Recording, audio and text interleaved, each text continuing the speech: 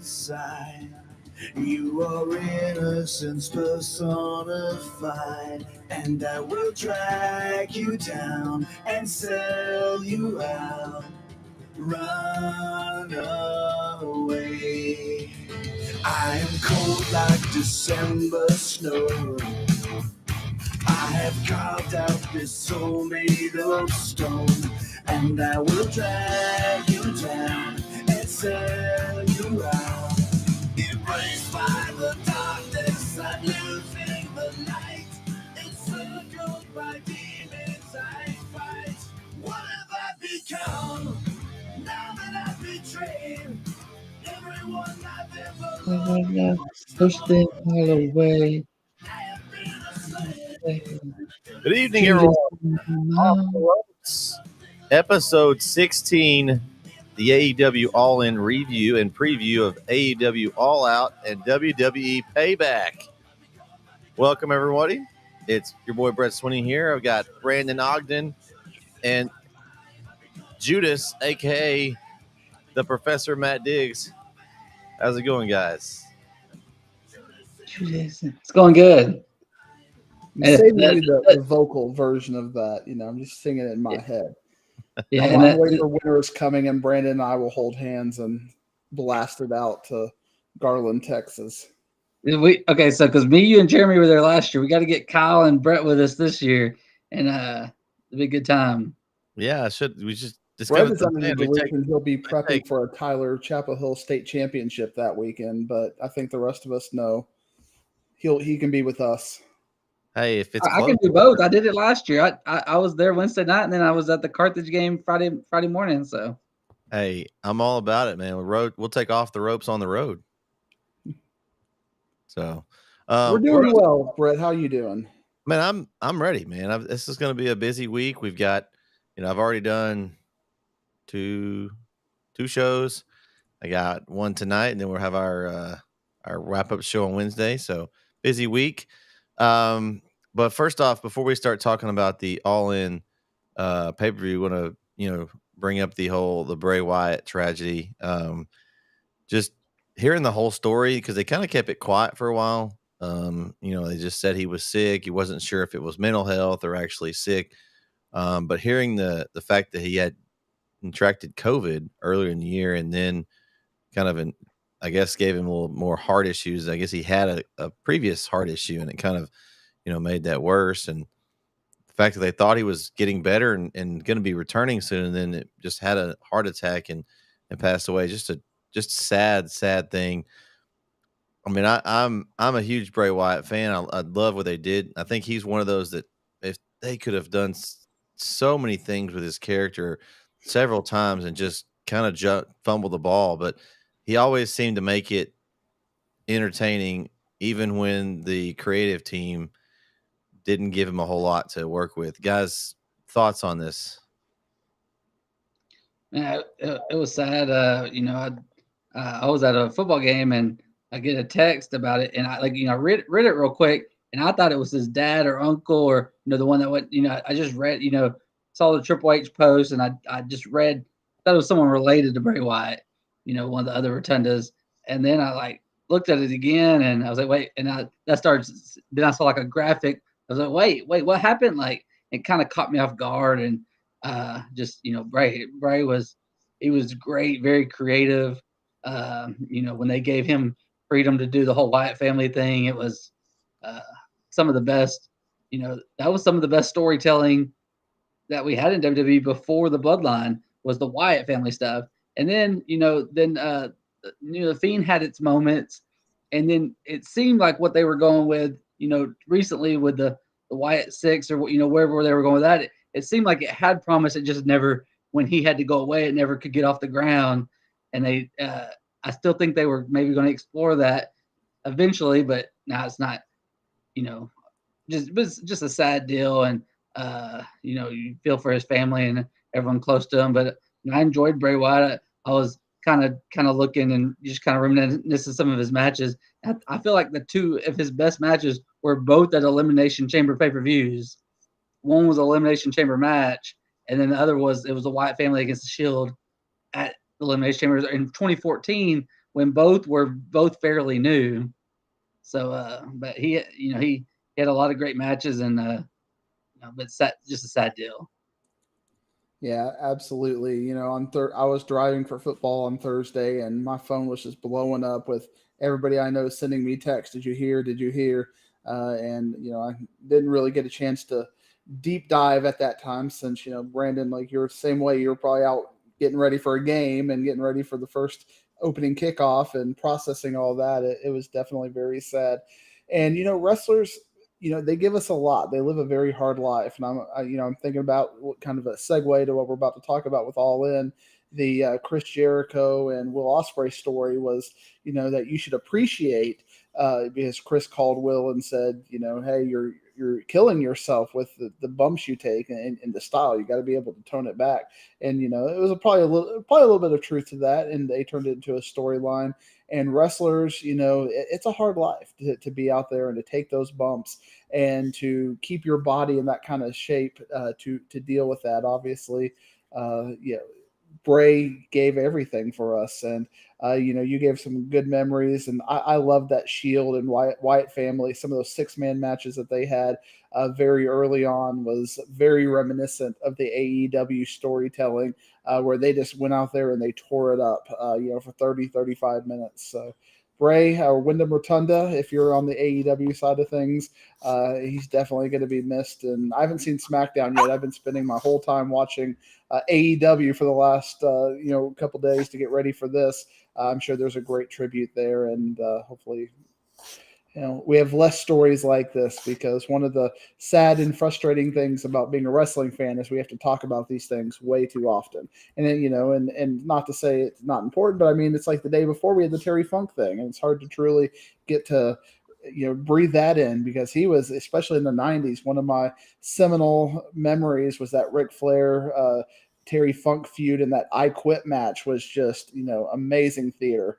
And I cannot believe that Terry Funk looked Ric Flair in the eyes and said, "I quit." That was like one of my first teenage mark out moments when that happened. I was like, Ric Flair, he is that dude. And both of them will absolutely be missed.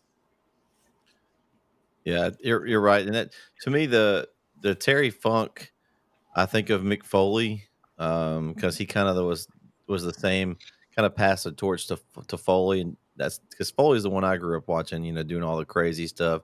Of course, the famous, the fall off the top of the cage under the table. And so, but I've seen some Terry Funk matches, and so another sad thing.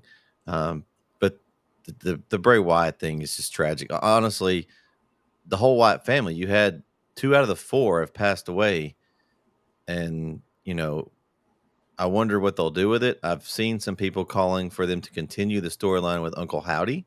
I've seen a lot of folks online. They want that to continue, and try to continue and I think it'll take with the fans, just because they want to see it for Bray. So I wonder, will Bo Dallas eventually be able to? I mean, this is going to take some time to get over, I'm sure. I mean, this is, that's his brother, and I can't imagine you've done something with him your whole life, basically, and now he's gone, and you have to try to continue. So it'll be interesting to see if and when that continues. But I can imagine it might be one of the hottest things going in wrestling if they're able to get that storyline going with Uncle Howdy in it, and at least for a while. Whether or not they can, make it be an extensive period of a good storyline, we'll see. But I think if you're WWE, you have to use that, and if Dallas is willing to do that and honor his brother. I'd almost like to see him not do it. I mean, it almost seems like they're trying to capitalize on it at that point, and turn something that is tragic and is sad. And I get it probably comes from a good place, the in memoriam. I would just prefer just to, I liked Bo Dallas and the Bo Lee version of that. I thought he was entertaining with that, just that kind of snarky character, and I thought that was getting over before they kind of reeled that back. So I mean, they want to give Bo Dallas a push. As whatever character they would come up with him, but I'm not necessarily, me personally, I don't think I want to see this angle continue just because it's going to seem contrived at that point. Yeah, I'm all for Sambo Dallas, but let it be. Like if he just wants to be himself, if he wants to do it as Uncle Howdy for his brother, let him go ahead. But at this point, it's like, hey, whatever he wants to do. Well, I agree. I mean, it's I want to see it, but I think it's ultimately got to be his decision. You know, if it's I just have seen a lot of I've been following on Twitter, and some people are looking for that. They want to see it. Like I think a lot of it is they just want to be able to have some of Bray Wyatt continue, I guess, and that's kind of the way that I guess they feel about it.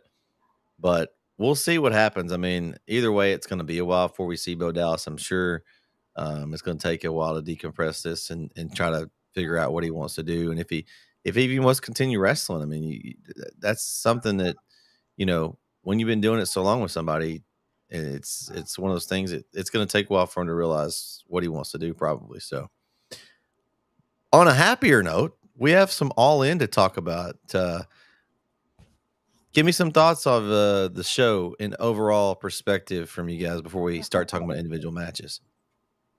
I thought it was a really good show. You know, we were talking last week. We were worried about certain things of it, and I thought so. You know, it was kind of one of the ones AEW show where you kind of, even though as big as it was sold out just because we had the 2 back-to-back and certain things seemed kind of rushed or thrown together. We were kind of worried, like, hey, this isn't like, it didn't look on paper like a card that they would normally give us for this type of event. But then you're watching the show, and there were some ups and there were some downs. I mean, there were some down parts, and there were some really, really great parts. But just overall, it was a really good show. It was a fun watch, pretty much for the most part. And you know, and the crowd helped with that. I mean, they were buzzing all night for just random things too.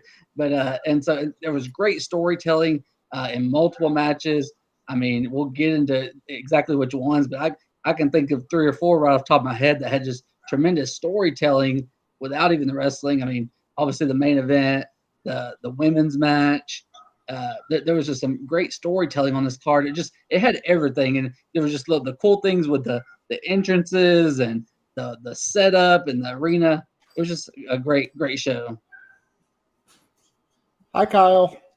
Hey, What's up, KO? I missed you. I missed you too.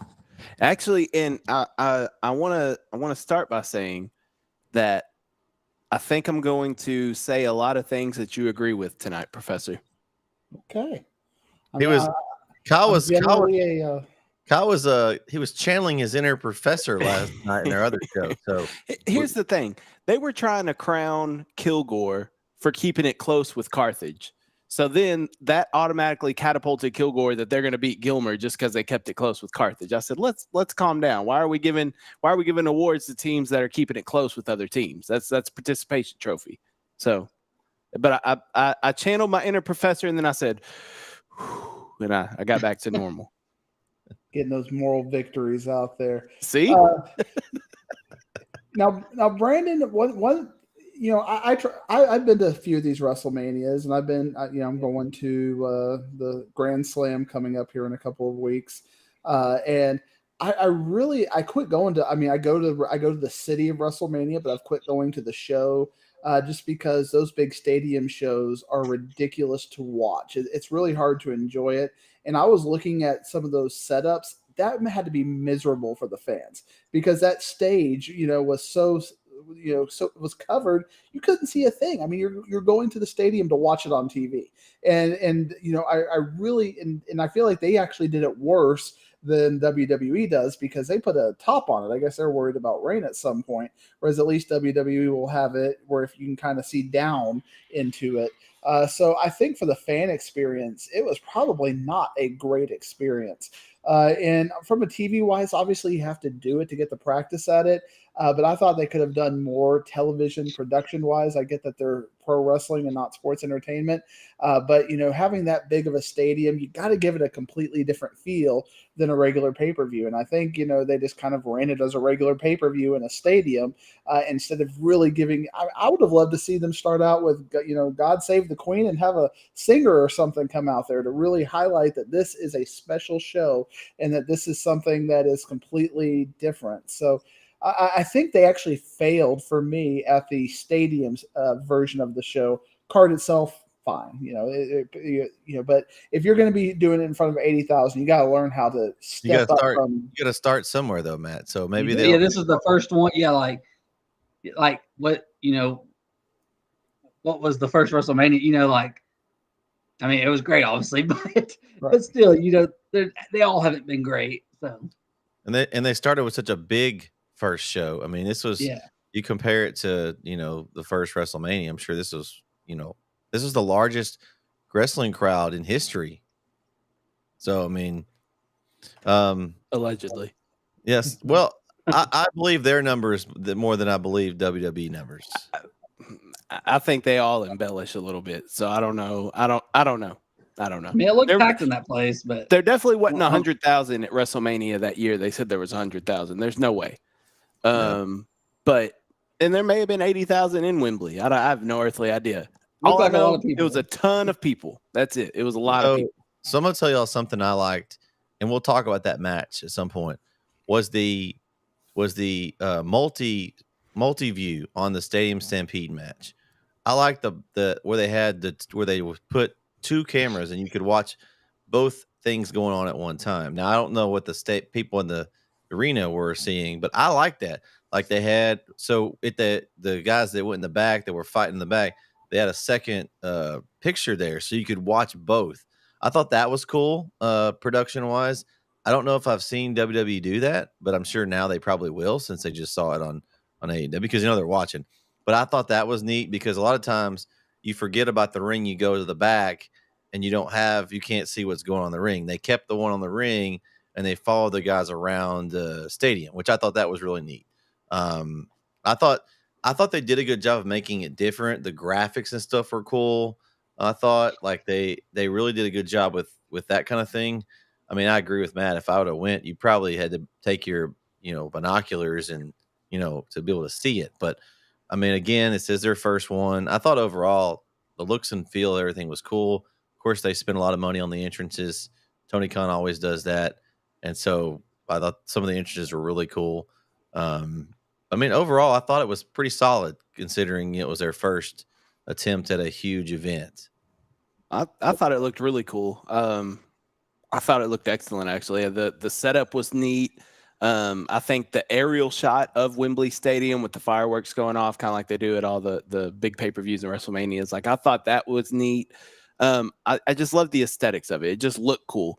And then I also like them switching out the commentators throughout the show. So they kind of got everybody on the show, but nobody overstayed their welcome. JR, did the first part of it, then Shivani, then Taz at the end. I like them switching up the commentators, kind of getting a different feel for the matches. So, yeah, of course. I mean, their first big show like this, there's plenty of things that they can improve on. Absolutely. But I think for their first show, it went off, technically, it went off basically without a hitch. I mean, everything worked, which is the goal. So everything, isn't that right, Brett? Everything works. We're good. Hey, if you get a solid stream and it goes through and it doesn't mess up, midway through the game, it's all working. But of course, there's always stuff to improve on. So absolutely, and I think they will get better at it. But for their first show, I think they knocked it out of the park. And the card, I thought. I just finished it, so I just finished the last 3 matches. So I'm coming off that MJF Adam Cole high right now. That's why I'm in such a good mood. But the everything just it flowed nice to me. I think some of the matches, we'll get into it. I thought some of the matches were a little clunky at spots, but overall, I think it was a great flow. The only thing I didn't like, and maybe it was because it was such a big stadium, it's at some points it sounded like there was no crowd, and I know that London crowd was electric, but at some points it just sounded like there was nothing happening, and maybe there wasn't, but also even when it was a big pop, it didn't feel like such a big pop, I guess because of how big the stadium is. So that was kind of one of the things I noticed, but overall I thought it was a really good show. Is it because the stadium is open too? Maybe that may be it. Trapping the sound as well as it like if it was completely inside. Yeah, that may be it. I did appreciate it. I liked your comment about the commentators, Kyle. I didn't have to hear Michael Cole for 5 hours, so that was a plus. I mean, not that I don't have Cole's fine, but the same commentator over and over, because now he's on both shows, so it's like they can't find a replacement for Cole, so they have to just keep putting him on every show. I like how AEW's kind of rotates him in. You get JR just in spurts, and that's good for him. He's fine at that. Match or two here and there.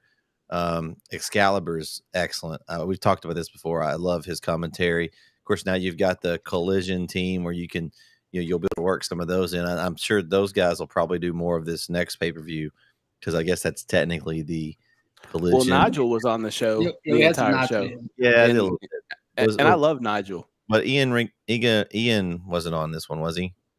Mm-mm. Neither was. Okay, I didn't think so. Well, Nigel was there because it was in London, probably too. He had to get the pop for that. All right, so let's talk matches. First off, none of us here, we all tied. All three of us, or four of us tied at 6. And our man Jeremy, who couldn't make it tonight, he sent me a text and just had too much going on, and he said I didn't win anyway. And I was like, actually, you did. You had 7, and we all had 6. So Jeremy is our champion of the all-in pick'em. Now, I didn't change anybody's matches. I know you tried to change matches last minute on me. I didn't change anybody's stuff. So we just, because I think that's probably what he thought. Because I would have went ahead and kept it. I didn't, because I was like, well, they already picked, so you can't just change. It was part of the deal. So you're welcome. You're welcome. You're welcome, guys. Because then you would have had 5, and 6. So it would have been a 3-way tie. I was, I didn't change anybody. If mine would have changed, I would have had 7 though. So. No, you had best friends.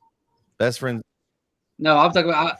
I texted you right before the match after I saw the entrance, and I said if we could change right now, I would change to Saraya. Oh, that we'll one. talk about that later. Okay, well, that's it. That's interesting. Yes, we'll talk about that one. So the all-in 2 hours, guys. Didn't you miss the first hour? I did. Wait. It was was only 2 1 hours. hour. It was 2 hours. Yeah, and I missed. I didn't see the whole Grado thing with Jeff Jarrett. I know Kyle was disappointed he missed Jeff. Oh, I didn't see that either. I saw Grado, but I didn't see that part you're talking about. I saw Grado on there. He came, him and Big Show, and the other guy that was in the booth. I can't think of his name, but I guess Jeff Jarrett went to the ring, and I don't know what he was doing. He came back. I don't know. He came out. There was So evidently that was a big complaint I saw. I think I heard on my feed didn't even come because they said it started at 11, so that's why I turned it on. So evidently it was an hour earlier than an hour before. So that was kind of confusing, I thought.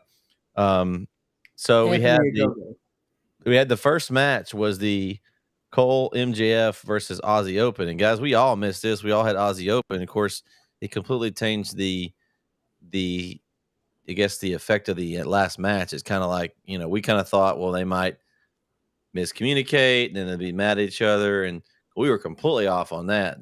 Which I'm okay with, because we talk about it all the time, how we want to be able to predict what happens every time. So I thought this match was good, solid match. I mean, it'll be interesting to see how they move forward with the tag team belts now, if they'll defend them at the next pay-per-view.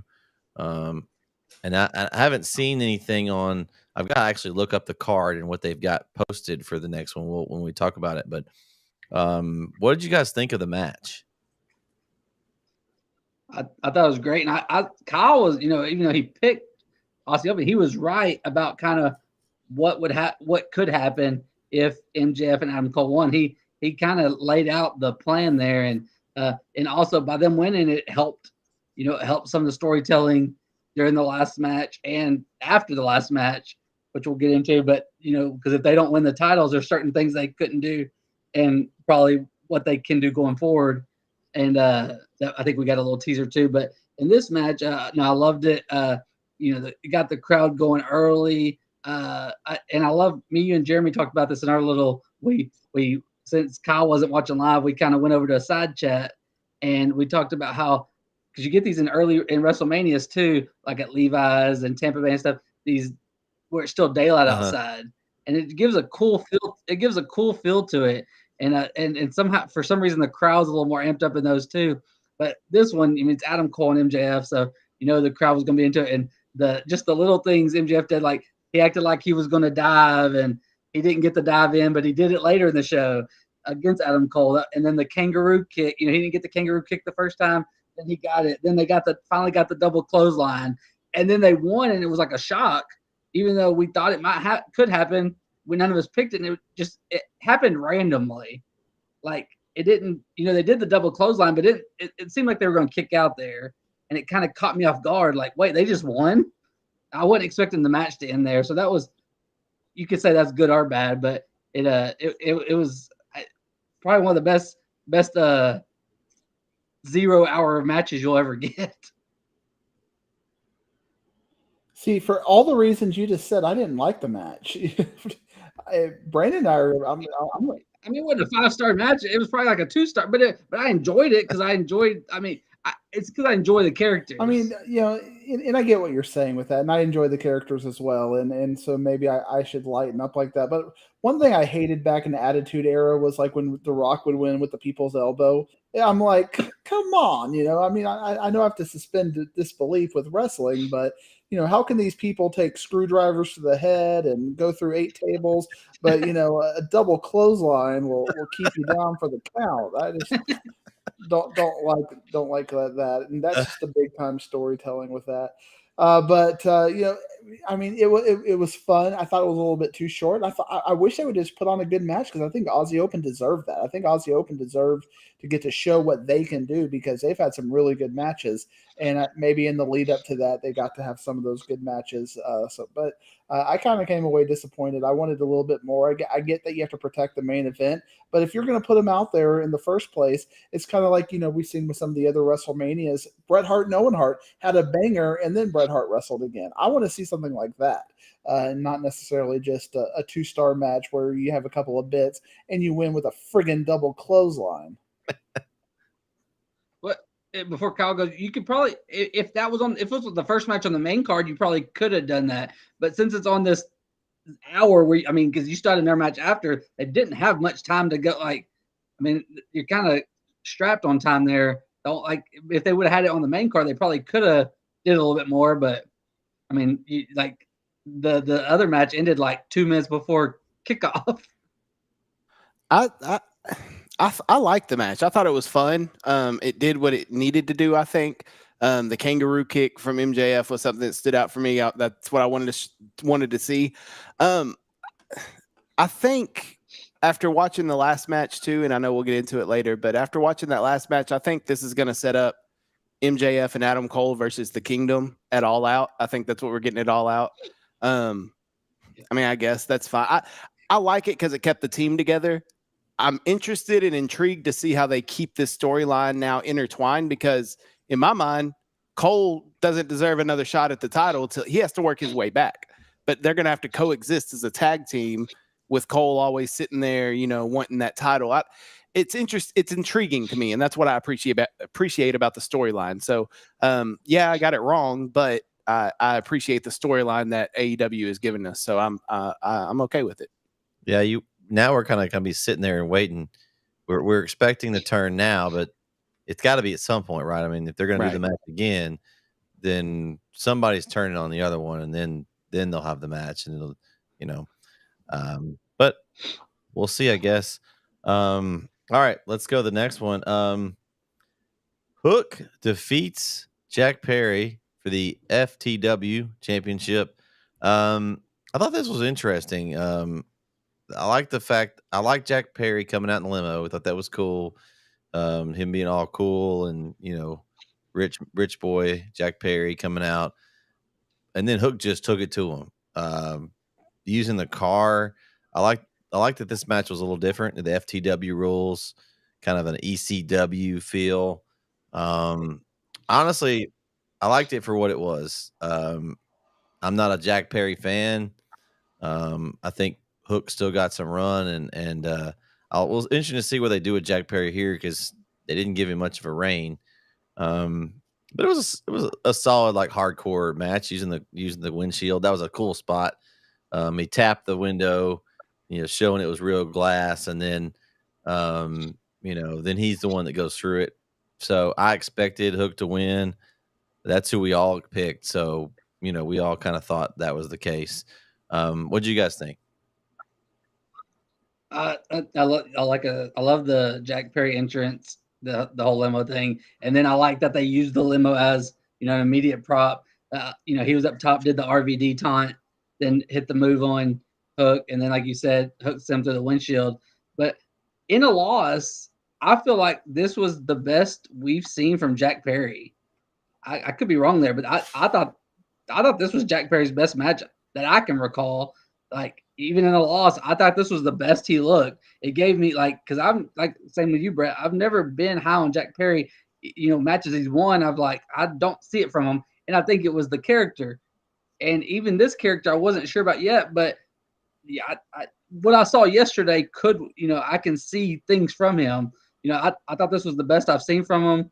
Even like you said, even a loss, and you knew it was going to happen because he said, that he was going to take the title away. They weren't going to let the FTW title just go away. And Taz mentioned that several times. It's like, hey, this means too much. This means too much. So Hook was going to win it for his family.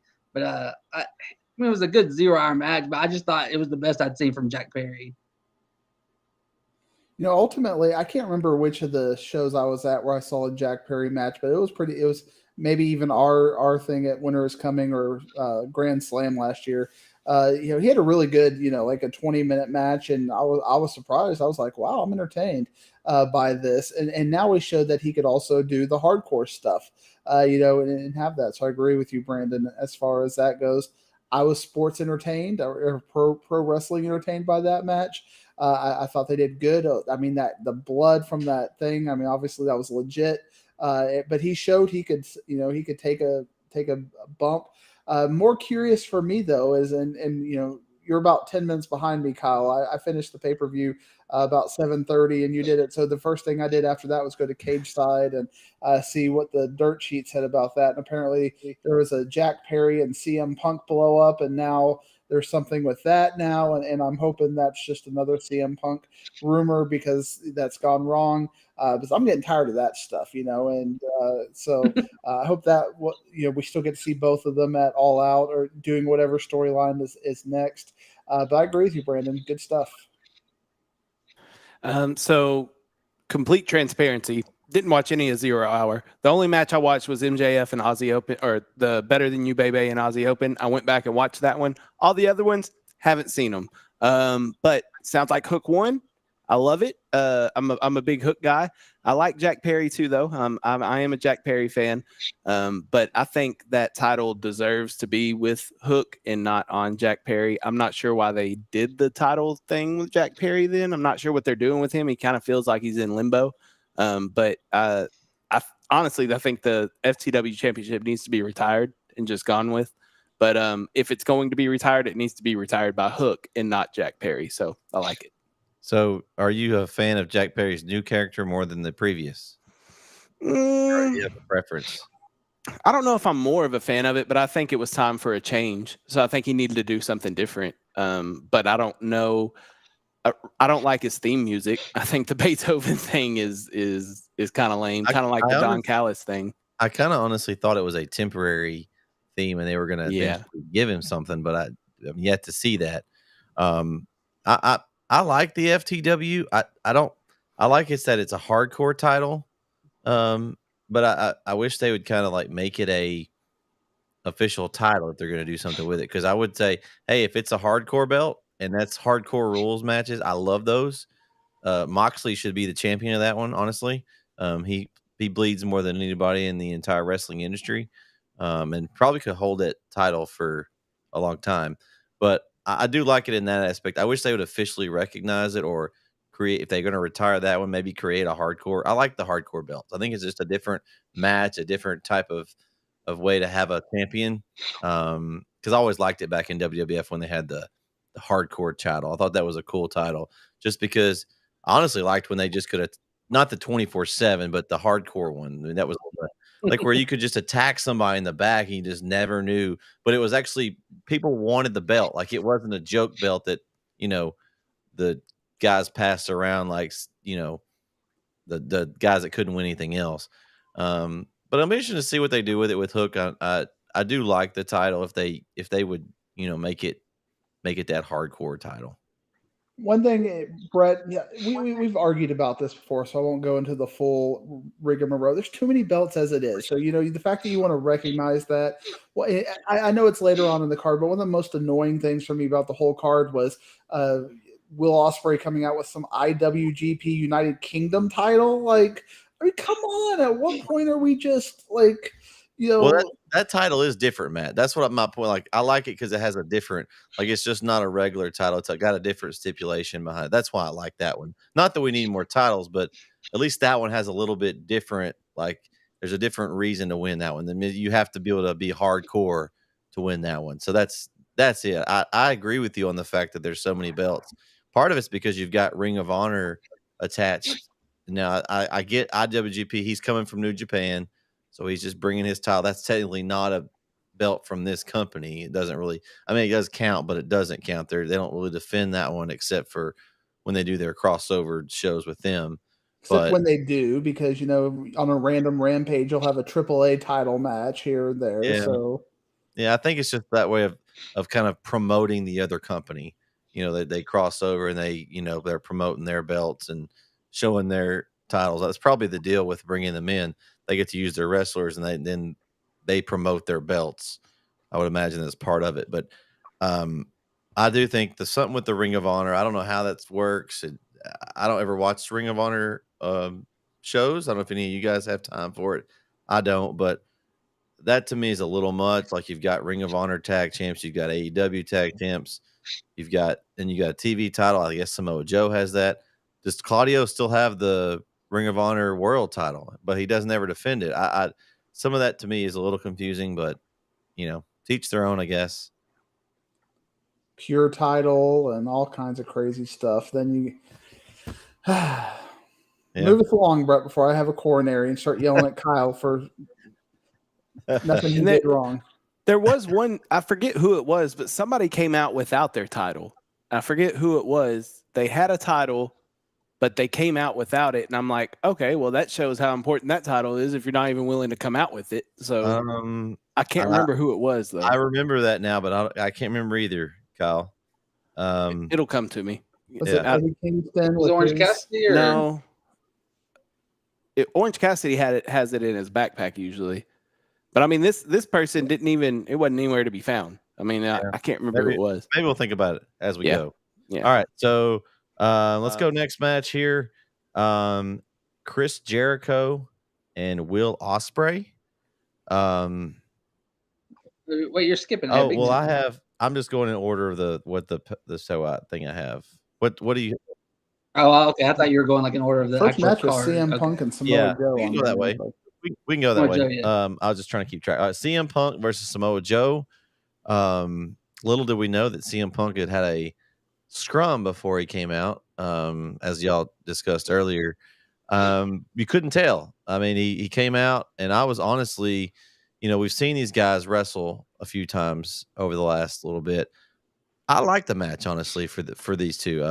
It was aggressive, it was physical. I like the fact that we didn't know how, and we talked about this in our chat. Me, Brandon, and Jeremy. How is he going to be? How is he going to be welcomed? You never know when CM Punk comes out, if he's going to be a face, heel, and so they were against him, and he came out, and I don't know if they planned this or on the fly, but then he started doing heel type things. I thought that was funny. They were chanting for Joe, and he was doing things to antagonize the crowd. He was like playing with Joe, he would come try to clothesline him, and he'd duck and just kind of laugh and kind of act, haha, you couldn't get me. And I thought that was neat that they kind of played into the way the crowd reacted. I'm not always a fan of CM Punk's matches. We've talked about this before. His promos are great, but I thought this was a solid match. Honestly, to me, it wasn't terrible. I didn't hate watching it. We all knew CM Punk was probably going to win, so he could go defend his belt at the next pay-per-view. But I thought it was a solid match, and that's about all I have for that one. What you guys got?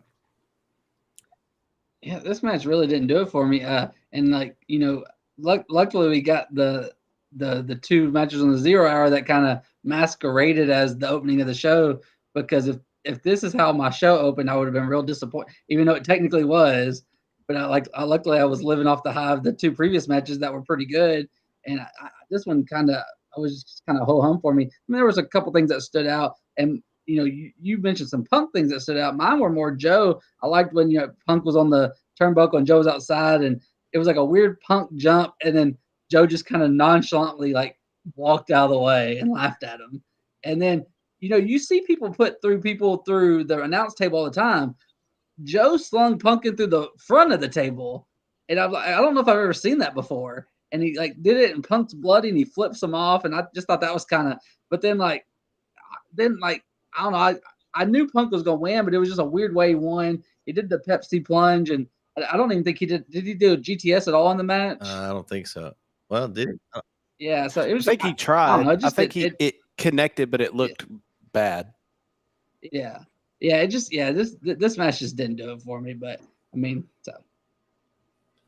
I actually liked it. I mean, Brandon and I, man, what's going? Because I usually complain about the CM Punk matches lately. I mean, it was for what I thought they were going to do, they overachieved. From what I thought they could do, I liked it better. And in all the things you were mentioning, all the highlights, I'll sit in there smiling like, oh yeah, that was really cool. I liked when he did that. I liked when he did that. That was entertaining to me.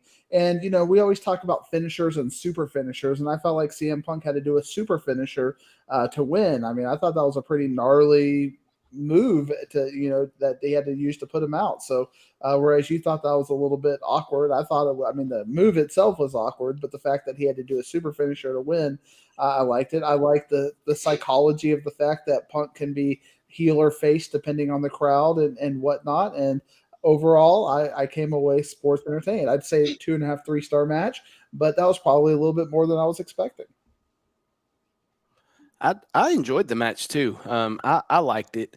Samoa Joe, when he was dominating Punk early, and it almost gave me the Cody Rhodes Brock Lesnar vibe to this match, just because of how dominant the bigger guy was. In this case, Samoa Joe. I love Samoa Joe's little casual walk away. I love the fact that CM Punk mimicked it at first, and then Joe did it for real on the outside. Love that. Joe playing with the crowd and pumping up. I love this version of Samoa Joe. Like this is my favorite Samoa Joe that I've seen. And I picked Punk to win, but once he went through the announce table, the bottom of the announce table, and came up bleeding, first thing I thought of was Cody Rhodes. I was like, he's beating Joe. He's definitely winning tonight because he's got to go through the torture and the agony. He's got to face adversity and get through it. So, but I did enjoy the match. It was a little clunky at spots. It seemed like Joe was waiting on Punk to do something, and they kind of froze for a second. It seemed like some miscommunication or something between the two, and it may have had something to do with the fact that Punk just got into it with somebody in backstage before they came out there, which is another story for another day. I'm about sick and tired of these CM Punk stories. If this is what he's bringing back to the table, he just needs to ride off in the sunset. But anyway, I thought it was a good match. Excellent opening match for All In my opinion. So I enjoyed it. All right. Moving on here to the next one. We got, let's see, Bullet Club Gold. Bullet Club Gold. And Takeshita versus the Golden Elite. I had Bullet Club Gold in this match. I thought the Don Callis effect would play a factor in the numbers game, and it basically did. I mean, you had, and I think we kind of talked about this, where we think this is going. And I think AEW did a good job in this pay-per-view of spinning some already matches into some other feuds that they're going to use at All Out.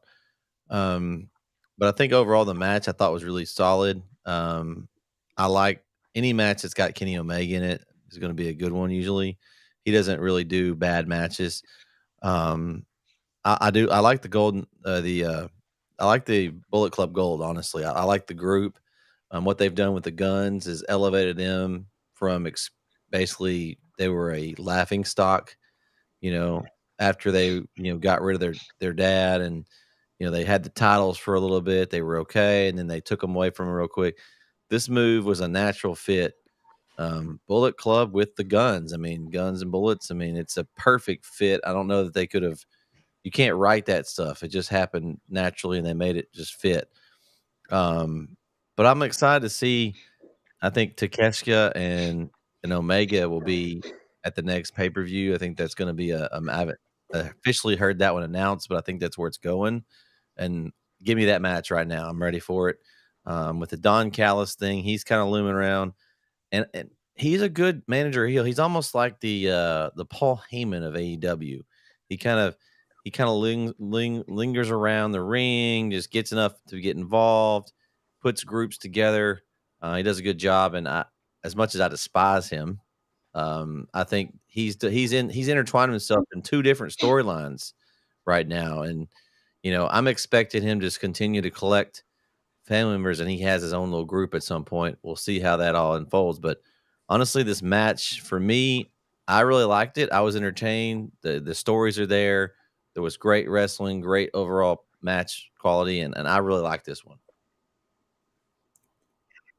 Yeah, like you said, Brett, that was a solid match. And like you said, Omega, anytime he's in there, and Jay White's the same for me. And Takeshita's getting there. I like Takeshita. Like I think he's got a lot of potential, and he keeps getting better each time out. And then I like the normally I don't like the little cheap roll up victories, but I liked it for this reason because it sets up, and they actually have already made that match. It's one of the 5 matches for All Out that are currently officially announced, and so we will get Takeshi and Omega, and I think that's going to be could be a banger. I think that could that's one though. I hope Don Callis. I know he won't, but I hope Don Callis stays out of it. I want to see those two guys one on one. Brandon. Yeah, I just want those two guys one on one to put on a show, but I don't think we'll get it. But no, I thought this was a very solid match, and so yeah. I think something Brandon's good at that maybe I need to invest some time and energy in is to just enjoy a match at face value instead of putting my expectation on it. And then if it, kind of determine my success or failure of a match based on if it meets my expectations. Because when I'm seeing this as a 6-man match, I'm thinking 4 stars at least, 4.5. Go out and it's not even fair to Kenny Omega to be, you can't do 5-star matches every single time you go out there. But, now with Kenny and Hangman, I'm expecting really, really good matches. And this match, at the level that Brandon explained it was probably pretty good. But because I had this is WrestleMania. I mean, this is the card where you go out and do the crazy stuff. This should be the one where you're trying to sell, yourself for the next year, and maybe some random, the Grand Slam, you can not, have a 3-star match. But for what I was expecting on this, a roll up to win, just nothing in a, just a good solid collision match basically. And I want a little something more than a good collision match for your biggest pay-per-view of the year. They're saving it for the next pay-per-view match. This is supposed to be WrestleMania. This is supposed to be what you do. This match or the previous match, which was better? Samoa Joe Punk or this match? Samoa Joe Punk was better. Yeah. See, I think because how you rated it, I think this match, you think it was still better, but one you had high expectations for and it didn't meet it. The other you had low expectations for and it exceeded it. But I think when it balances out, I still think that I don't think that there's no way that Samoa Joe match was better. It was just it exceeded your expectations because they were so low. Break the tie, Kyle. I enjoyed the Samoa Joe match and Punk match over the 6-man tag match myself, but that's not to say I didn't enjoy this match. Like, I did enjoy this match. I get what you're saying, Matt, about it, the WrestleMania feel, but this one also to me had some clunky spots in it. Like it's like the first couple of matches were not everybody was on the same page, and it may have been just me, but Kota Ibushi looked like he was moving in quicksand. He was not moving quick at all. And I think that brought the match down a little bit because you have all the other ones are great athletes. And I'm with you, Brandon. I love Takeshita. I think he is great. And I think Omega and Takeshita next week will be fantastic. It could be a 5-star banger, Matt. A 5-star banger, Omega and Takeshita. I'm calling it now. A banger with a screwdriver. No, we don't need no screwdrivers. Just a regular old match, and they'll put on a banger. But I think that's the thing too about this match is that it didn't need a bunch of crazy stuff with it because of the wrestlers you had in the match. Like I think they can wrestle and put on a hell of a match without needing all these other outside influences with it. So I enjoyed it. I thought it was a good match, and I just think it kind of started slow and it had some clunky spots, but the last 5 minutes or so, the ending was absolutely great. I loved it. So I enjoyed it. Did that break the tie? Yes, it did break the tie. Me and Matt are on the didn't same say it was team. great. I said it was solid. I didn't say it was like I said it was probably like a 3-star match, but Well, how did it break a tie when there's 4 of us? 2 and Well, hey, Kyle said your opinion doesn't count, Brett. You're just the host. oh, okay, my bad. I thought know both your matches were role and solid. shut your mouth. No, I just thought I was. I thought my opinion counted here too. I'm sorry. You're Michael Absolutely. Cole, and no, Yeah, well, yeah. You're more like a Kevin Patrick right now. Oh, ouch, ouch. No, that's the Gilmer guys. Okay. Anyway, so I liked it overall, guys. I think it was pretty good. I think it could have been better, but I liked it. I think the storytelling in it kind of made up for some of the things that I didn't get out of it for me. Next up, we had FTR versus the Young Bucks. Man, there's not much I can say about this, but I love this match. FTR and the Young Bucks, they don't have bad matches. To me, they do great work. I love all the little things that they do because they know each other so well, where they counter each other, they do each other's moves. There was numerous times on here where one would, I can't remember the spot, but one would jump off the top rope, the knees up, boom. The other team jumped off the top rope, knees up, boom. Like just the way they script their matches to me, and I just love these matches. I'm sure Matt didn't like this match. I'm sure he's gonna complain about it. But I for one, sign me up for Young Bucks FTR, once a month, and I'm watching it. They're just both excellent. They're good tag teams in the ring, and it's hard to find good. You can put 2 guys together, but they just work so well together, and the 2 teams just work so well together. So I really enjoyed this match. I didn't pick the winner. I picked the Young Bucks, but I'm okay with FTR winning. It was a good match. I know, Matt. I was going to say, Matt. You know me very well, Brett. You're starting to understand things, but I just want to kind of give an objective view because I like to show objective statistics to make my point here. And we'll use cage side seats. What is the match of the night?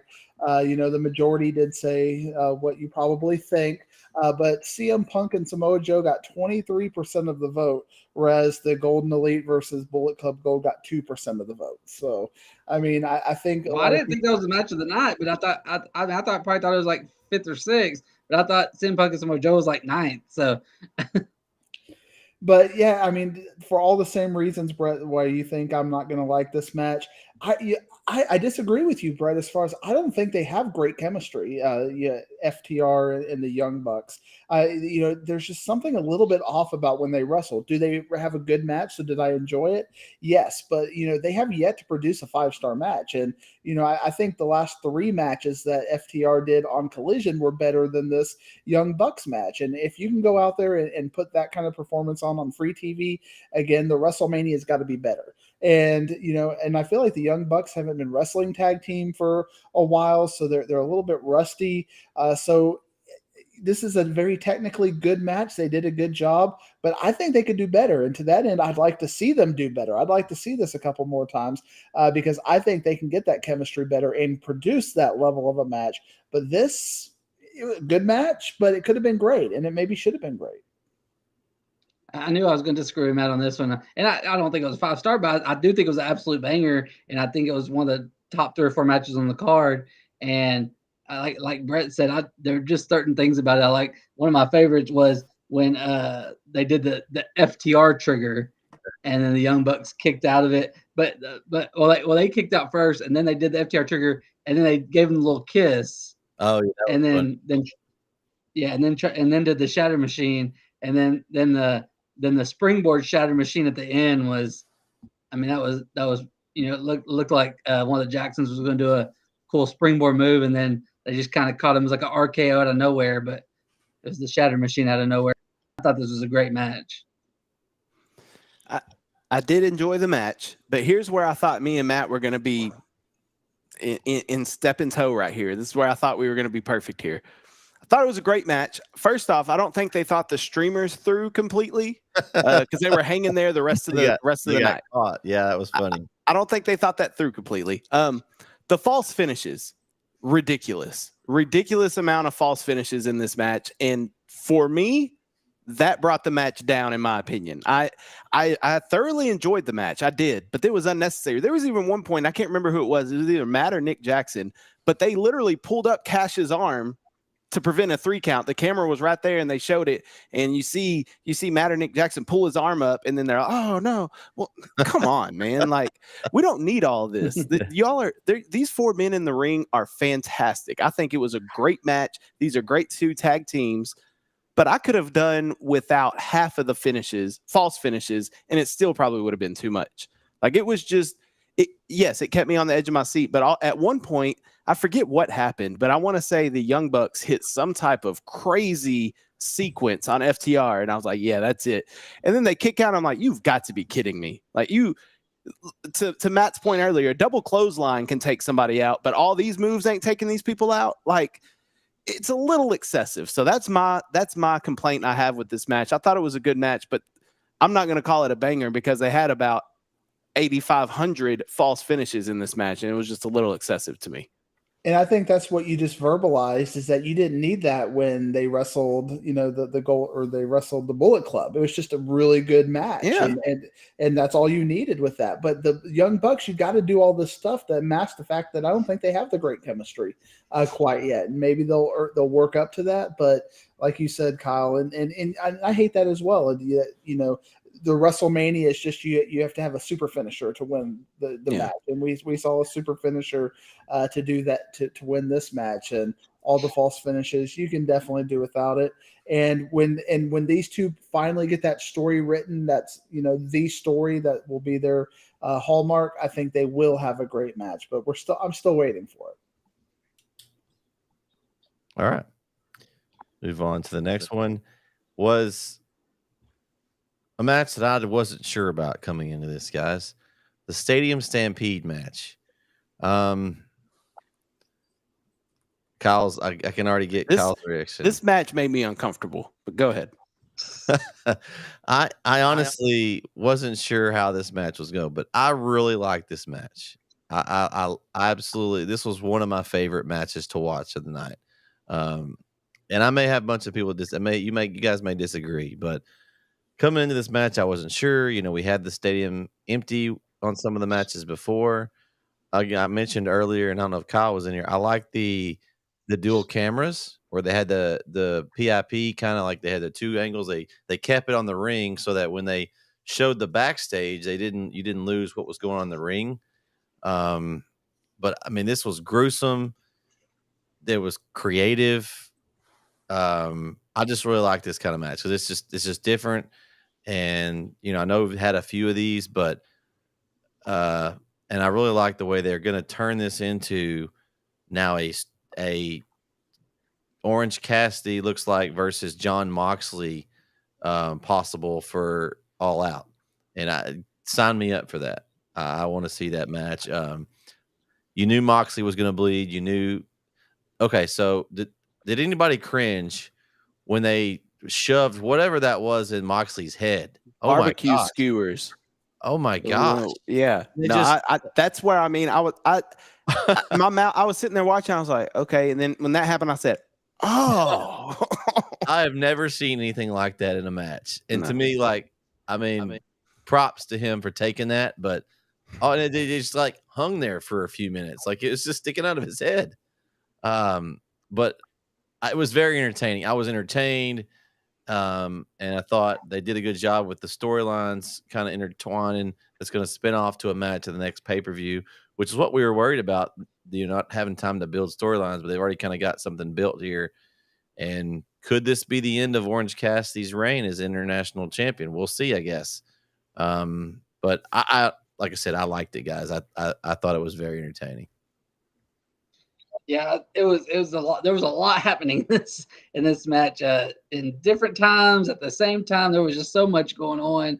But there were some cool things I liked. It was just, I mean, it was, we were worried, or not worried, but kind of curious at how they were going to do it. And all these other stadium stampedes have been in an empty stadium, and they did this in a full stadium. And I like the elements they did it in. They had Claudio and them fighting in the upper concourse. They went into like a suite, and Eddie beat up some security guy. And what about he had this cool Patrick? What about the mom's minivan coming in, and they had the bake? Oh yeah, I was about to get to that.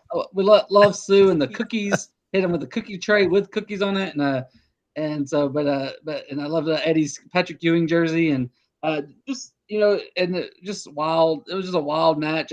We had a Bluey Combat Club sign.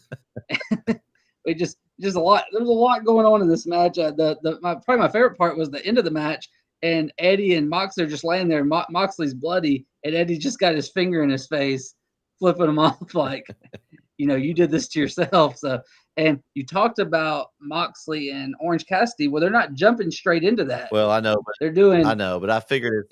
We know we're going to get that, but it's weird how they're doing it. It's not Moxley against somebody. It's Orange Cassidy's got to face Penta to get to Moxley. That's kind of weird. It's kind of like they did with Sheeta to get her spot in the Fatal 4-Way, but it's just like, shouldn't Moxley have to face Penta to get to Orange Cassidy? Shouldn't it be the other way around? Well, they got to open the show with Orange Cassidy though, because that's what they do every week. So Orange Cassidy and Penta, are they facing on Saturday, or on Sunday, or are they facing on Wednesday? I think it's on Dynamite. I'm not 100% sure. Yeah. It's just weird. Yeah, it's just weird that he's got to win. So if he loses, then it'll be Moxley. I mean, he's not going to lose, but it's just weird how they're doing that. Yeah, very strange. I think Kyle and I share the same wavelength as far as there's like hardcore and then there's super hardcore, and you become a little bit uncomfortable with that super hardcore stuff. And if you really think about it, doesn't Moxley have to know that works to do that on the thing? So, is he practicing having somebody hammer that in his head, just to see if you get a visual effect from it? And obviously I was squeamish when it came to that stuff. But as Brandon said, I was entertained by the match. It was creative. It had a lot going on, maybe too much going on. I might have to go watch it a second time just to catch some of the things. And that would be a fun thing for them to do on YouTube or something if they do have more footage that didn't make it to, put that out there so, those spots could be realized at least. The Sue stuff was hilarious. The great storytelling happened. Obviously, the way they changed it to make it 5-on-5 was very creative. I think 6-on-6 would have been too much. I think 5-on-5 was maybe a little too much. But overall, I thought for what I was that level of what I was expecting and what I got, they over-delivered what I was expecting anyway, and they did well. And again, a super finisher. We had a super finisher in this, and the Orange Cassidy super finisher. I was pretty creative. I feel like I'm being a Debbie Downer tonight, but we see a match like this every week, it seems like. Just last week we had a parking lot match. I feel like AEW does these type of matches way too much to where they're not as impactful. And then you have to up yourself every time. So now what's next after we get barbecue skewers sticking out of somebody's head? He's going to stick a fork in his head or something. Well, we're already doing that. We're already stabbing people in the head. Where it sticks in his head, and it just. It's just. I mean, where's the line? Where do we cross? We've crossed the line. I feel like, and then you could tell at the end. As long as it's not me doing it, Kyle. They continue to do this all day I know, but I don't need to see it every week. If we save it for these pay-per-views, cool. But we're doing these type of matches just randomly. We're just doing these matches just to do them. And I'm over it. And then Penta, I thought he was legit hurt because you could hear Alex Abrahante is like, "Hey, Doc, we need." I thought he was legit hurt. Then this fool comes out later in the new costume and a random video. The video, doing? It's his other persona, Kyle. He Okay, but transformed. if he dies on the mat, he can't come back. New life, different character. You can't do that. Like, he's got a free life. He put a coin in the machine. And then the ladder broke as he was trying to, and it was just a cluster. It was just a cluster. The match was brutal. I was borderline uncomfortable. I could have done without this. Could have done without it.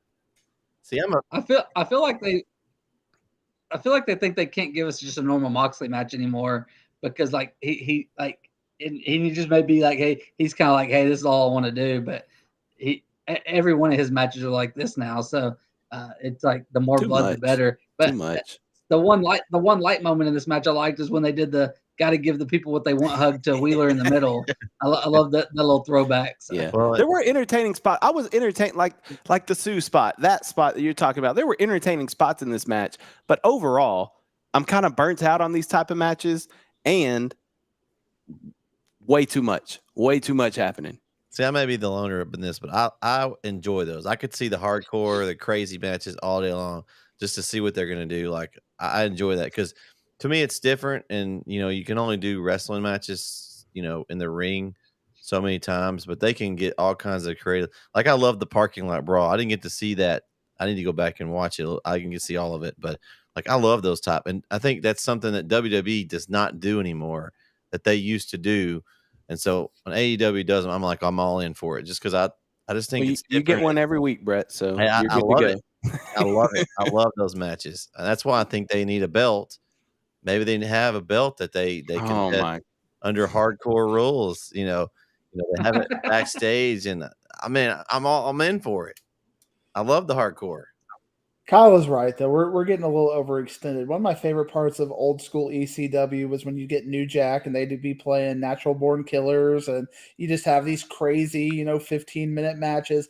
But, it was only on pay-per-views, and you'd get it. You'd have like 4 a year, and it was just one of many matches as part of that, and it was entertaining and had a story with it, and it moved on. And but I mean, like Kyle said, we got Blood and Guts. We that's a Dynamite show. We've got the Anarchy in the Arena.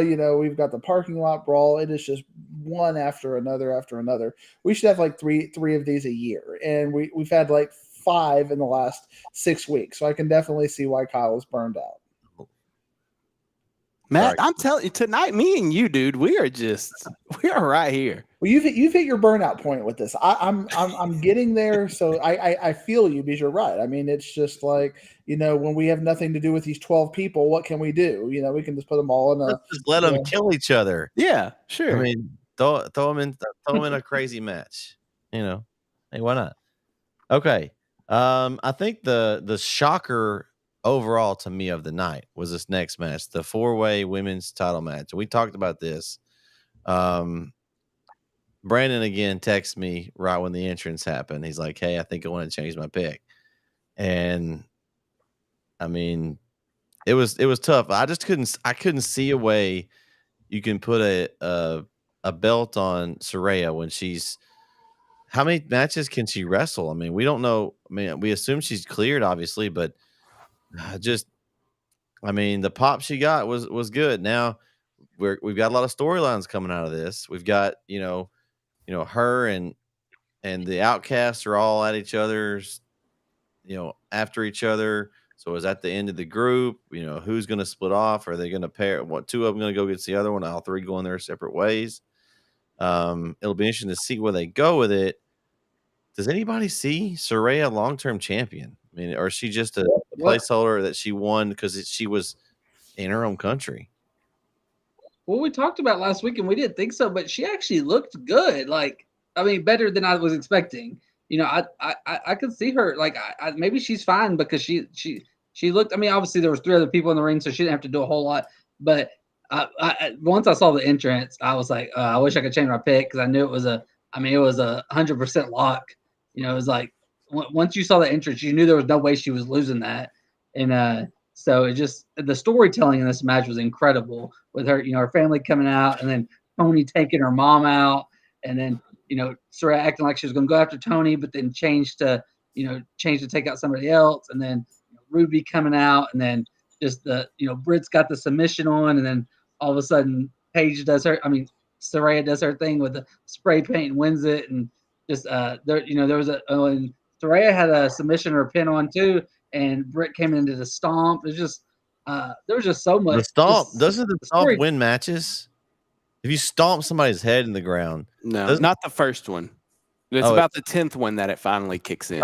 Okay, not in AEW. AEW stomp is it's like the DDT used to be, Jake. You got hit with the DDT, you're done, and now DDT is just like a suplex. Because I saw that she stomped her. That's got to be it, right? No, and that stomp looked brutal. Like it looked like it sucked.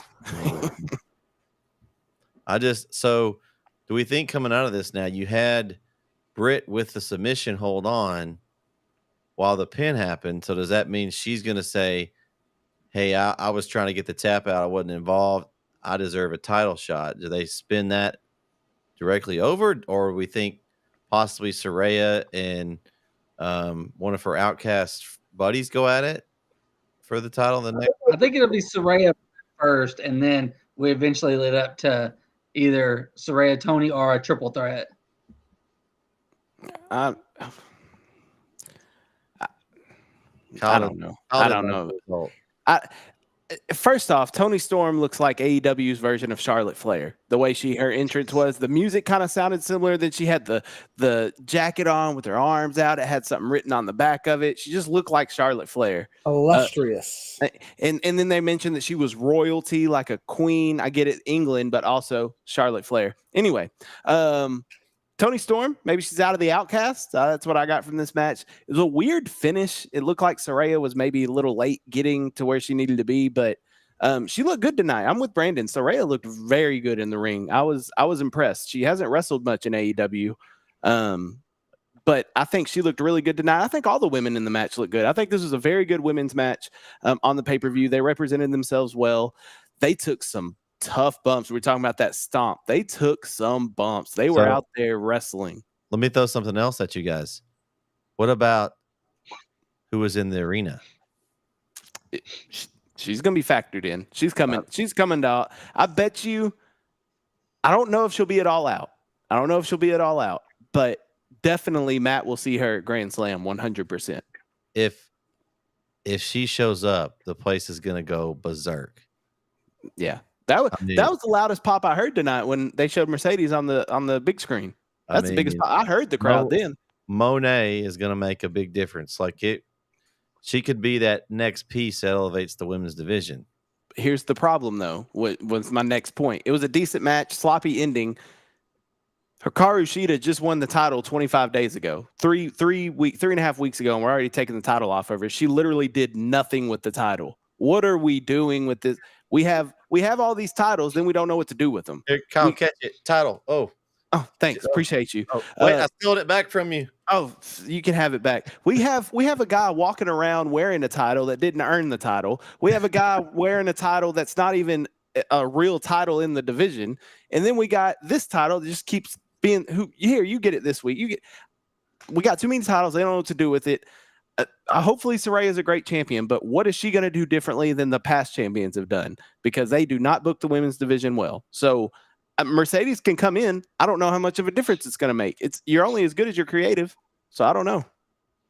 Yeah. I think you're being a little too hard on them, Kyle. I mean, wow. I was saying last week that I thought we needed to have a little bit more of the hot shot titles, because I think that, there's so many people who deserve a run at a title. If you hold a title for a year and a half, who's going to, you only get 3 wrestlers who can be champion in over 4 years. And that doesn't really give you a chance to create anything, as long as you're defending it constantly. If they would have had, like Orange Cassidy is defending his title like 20 times and, in that run. So I think it gives it a little bit more of a boost to it.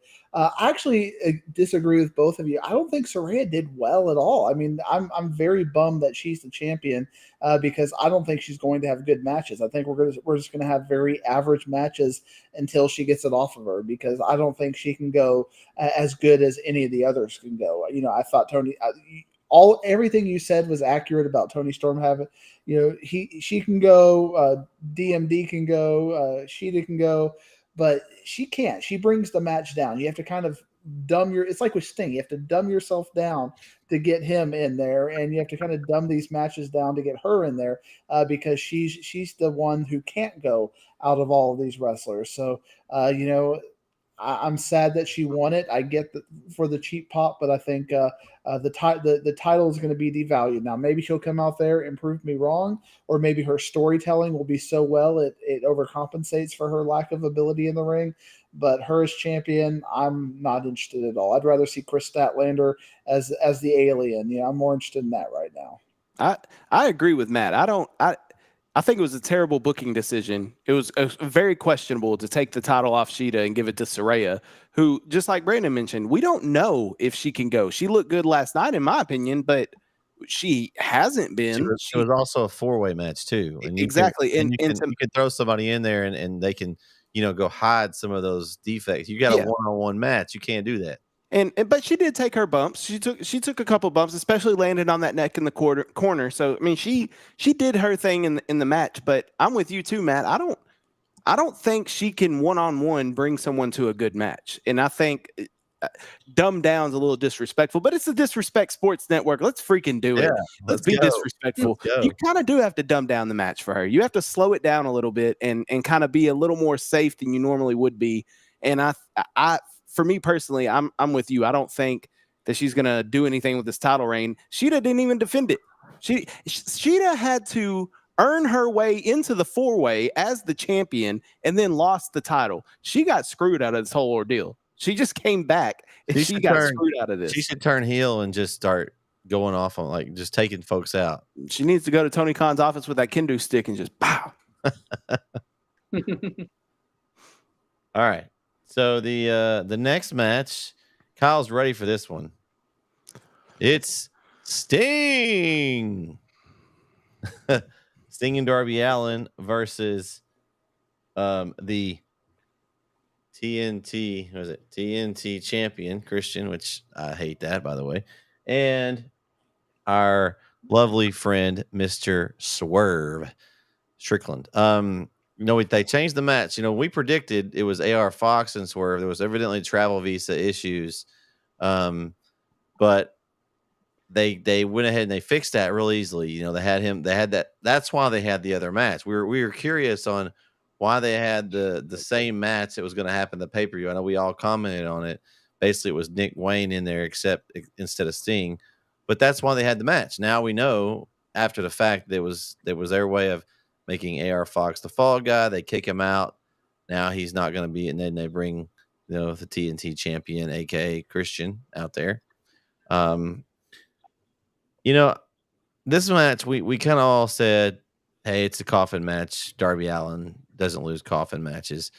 I know we talk about how Sting, he's old and whatever. I thought he did a pretty good job in this match for Sting. He took some pretty nasty bumps. Is he in his 60s, right? Like 62, 63, somewhere in there. So, I mean, that drop where he hit the coffin, I was like, oh my gosh, did we kill him? 71. Oh, 71. Wow. No, he's 64. Huh? Oh, my bad. That's the singer Sting is 71. Oh, okay. All right. Died 71 or is 71. I'm sorry. My bad. So 64. I mean, for a Sting match, I know this is one of my. I'm going to kind of be like the professor. What I was expecting. I thought he did pretty good in the ring for Sting. The match itself was okay. Darby did his spots where he tried to kill himself a few times. You know how that goes. But I mean, the match was what it was. It was fine. I mean, it was okay. It wasn't like my favorite match, but it wasn't terrible. I was impressed with Sting, though, I think, of anything else, just because being that old and, I mean, still being able to go out there and do some spots that, honestly, he shouldn't be doing, but he did them, and he took them, and I was impressed. And, it was – I didn't have high expectations for this match, but there was a star of this match before, during, after it swerved. Swerve is, I mean, he looked great. Even it didn't matter who you put him with, he looks great there. And even in this type of match, I mean, he elevates everything. But the entrance was amazing. And then in the match, any spot he was asked to do anything, he made it better. Because Christian was lacking. They kept doing some things with Christian and Sting, and you're like, oh no. And Swerve would kind of come make it not look as bad. And so, but Sting did take some crazy bumps I was surprised about. But he tries this sometimes. So he's still going to do it. But my main takeaway is Swerve's a superstar, and let's get him. Let's give us Swerve MJF sometime, and give us Swerve anybody. Yeah, you stole my thunder, Brandon. I was just gonna, the match was definitely above average, but Swerve, every time I see him, and the crowd loves him. I mean, he is over. It's not like you're trying to get him, just to, he's like a really good wrestler, like maybe Wheeler Yuta, but you just got to get the crowd into him. The crowd loves this guy, and and he's a heel, and they're loving this guy. A great entrance, and he was just eating it up, and he just looks like a star. When he was walking out, he just looked like somebody you could put a rocket ship on, and even though he's taken a lot of losses right now, he is still always a highlight of just about any show he is on. The match was more than my expectations. I like the entrances. The kind of the Firefly thing at one point was a really cool scene with just all those lights with all of that. And even though the whole "this is Sting" is overplayed, I even like the "that is Darby" and "this is Sting," and I enjoyed that aspect of it. But man, Swerve, put him on Collision, put him on Dynamite, put him on All Out. I just want to see him wrestle because he is entertaining every single time. And let him finish up with Keith Lee, for at All Out if you have to. Even though it'd be rushed, I want to see more Swerve. I love Swerve. Swerve is awesome. I think we talked about this on the last show we did. Back in his NXT days, that Swerve, he was fantastic. I've been a fan of him ever since.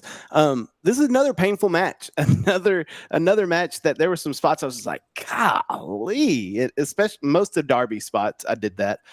It was very good though. Sting took some massive bumps in this match. Christian did. Christian was Christian. The one thing I did not want them to do was bury Christian again, because Jungle Boy buried Christian in a buried alive match or whatever it was, and then now Christian was in this match. I was like, the whole time I was saying, Christian, please don't get put in that coffin. Please don't bury Christian again, and they didn't. So I thought it was a good match, very entertaining. It was fun to watch, and I enjoyed it. Yeah, I think we overall agreed that it was way better than what we thought it was going to be coming in. So. That's always good when you go above expectations. So, all right. Next up is where was I? Lost my spot here. Oh, the Chris Jericho Will Ospreay match. I know we talked about this on the pick show when we previewed this. Can Ospreay pull a good match out of Jericho? And I think he did. I mean, honestly, enjoyed this match. This was one of my favorite Chris Jericho matches actually in a while. Some of the spots that he did in this match were incredible. Ospreay did some spots that always are incredible. I really wish that Ospreay would sign full time with AEW. I love his work. Like he doesn't produce a bad match, and he makes the person that he's wrestling look really good. But honestly, we'll see what the deal is with Guevara and Jericho. That's going to be an interesting storyline coming out of this part. You still have the Callus thing with Jericho. So there's a lot of cool storylines that can come out of this. So I really enjoyed this match. Of course, as Matt did pre-show, everyone was singing Judas, and he had Jericho with his band coming out singing. I thought that was really cool. But I mean, I always love his intro. Like if he's a heel face, whatever, they're always going to sing his intro. And when he starts doing the intro, I'm ready for the match. I was ready for it. Like I said, Ospreay pulled Jericho up, and I thought it was a really good match. What about you guys? And Matt's still singing. I was singing too. Like that, the intro was amazing. And I tweeted after this match that Will Ospreay is my favorite wrestler right now. Like just everything he does. It's just, I mean, he's just got that charisma. He's got the moves. He's got it just, I don't know. It's like everything about him screams superstar to me. Kind of like I said about Swerve, but even on a different level. And this match was incredible. You talked about some of the spots. Jericho hit that Hurricane off the top. I thought that was incredible. I wasn't expecting Jericho to do that. And then Jericho had the walls on Ospreay, and Ospreay turned it into a Spanish fly. I was like, and then Jericho, he hit how many Stormbreakers, and Jericho kept kicking out of them. And I know sometimes I don't like false finishes, but I thought for this match, because we weren't sure what we were getting, I thought it just kind of, I don't know, I liked it from Jericho there because you weren't expecting it. And, I know Kyle and Matt aren't big on false finishes, but I thought on this match, I really enjoyed how it told the story. And because these two really don't have a deep story, and they still did good storytelling in this match, even though it was just a match thrown together to get two superstars in England. It was just off Callus, really, the storyline. They used the Callus thing to kind of make this storyline work, because you had Ospreay, was it a few months ago that Callus kind of started talking, so it wasn't like he just all of a sudden joined up with Callus. They'd already kind of had some interaction, and he used him to try to get back at Jericho. So I thought it intertwined good enough. Callus didn't interfere in this match, though, did he? No, but he's the one that kind of. I know that. I just couldn't remember. I was like, I hope he didn't. No, I didn't remember him doing it, but I was like, I'm glad he didn't. Yeah. One high level thing I did not like about this match, and to be clear, I thought it was a good match. I'm not going to give it. I'm not going to crap on it. But this psychological thing, as your psychology professor, I did not like, is the fact that they told the story even in the 2-week buildup as Jericho face, Ospreay heel, but the match itself went out the other way. Ospreay face, Jericho heel. And I think you could have set that up a little bit better to where you could have been anticipating that Ospreay was going to be the face there, and you wait till I get to London and get in front of my people, and and at least build it up like that. I mean, they were even kind of selling Callus as kind of a face manager on this, and then immediately on Wednesday they're going to come back and completely flip it the other way again. So I didn't like that aspect of the storytelling. I think they could have anticipated and included that as part of the storyline. Because like when Bret Hart used to go to Canada and they would flip the crowd there, you can know what's happening. Even when MJF would go to Long Island, you knew it was going to happen, so you could flip the crowd and understand that it was going to happen. They didn't do that there, and I didn't like that aspect of it. But the actual match, could Ospreay make it? Get a good match out of Jericho? The answer was yes. Your cat's going to come off the top rope on your cover. Off the ropes for real. Off the ropes. I couldn't hold it in there. I was like, wait, what's? I saw something climbing Kyle's wall. And Anyway, that's Nala, everybody. That's Nala. So hello, Nala. One thing I wanted to mention earlier about that 6-man tag match. Does Takeshita not have his own theme music? He had to come out to Callus's just long one note. What are we doing? Takeshita don't have his own theme music. We can get Fozzy to play live and all this other stuff. We can't get Takeshita's own music. Anyway, I enjoyed this match. I really enjoyed it. I thought these two worked really well together. I liked the part where they kind of used each other's finishers on each other. It was fun to watch. The last 5 minutes or so was the best part of the match with the, and here, let me clarify the false finish thing. What I get sick of is when the false finishes go back and forth, that both people start false finishing. The way this one occurred, Ospreay hit the Stormbreaker, Jericho flipped off Ospreay, so Ospreay hit him with a hidden blade and then another Stormbreaker, and then that ended. I'm okay with that. If you want a false finish to just, do whatever to the other guy, but you still lose the match on the next move or another finisher, I'm okay with that. But the going back and forth with false finishers is where I get sick of. I just want to clarify that. I'm not a false finish hater. I'm just a false finish swapper hater.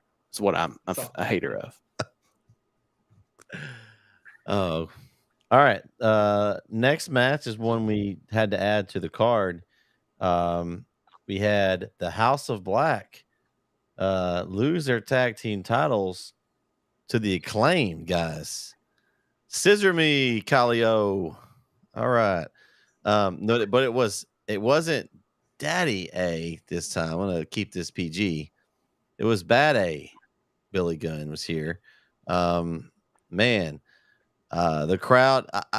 And we picked this one kind of over text, and I thought about it for a minute, and I was like, "There's no way they bring him back and they don't take the belts." I mean, at this point, House of Blacks had the belts for a good run. And I really enjoyed this match. I mean, Billy Gunn's another one of those. What is he? He's got to be close to 60. I mean, but he looks phenomenal. He's still 59. working he can still work in the ring. He's not a guy that's going to go out and be a singles guy, but he works really well with the Acclaimed. You know, everyone loves him. I really hope they give them a nice run with these trios titles. Because everyone loves the Acclaim, right? Yeah.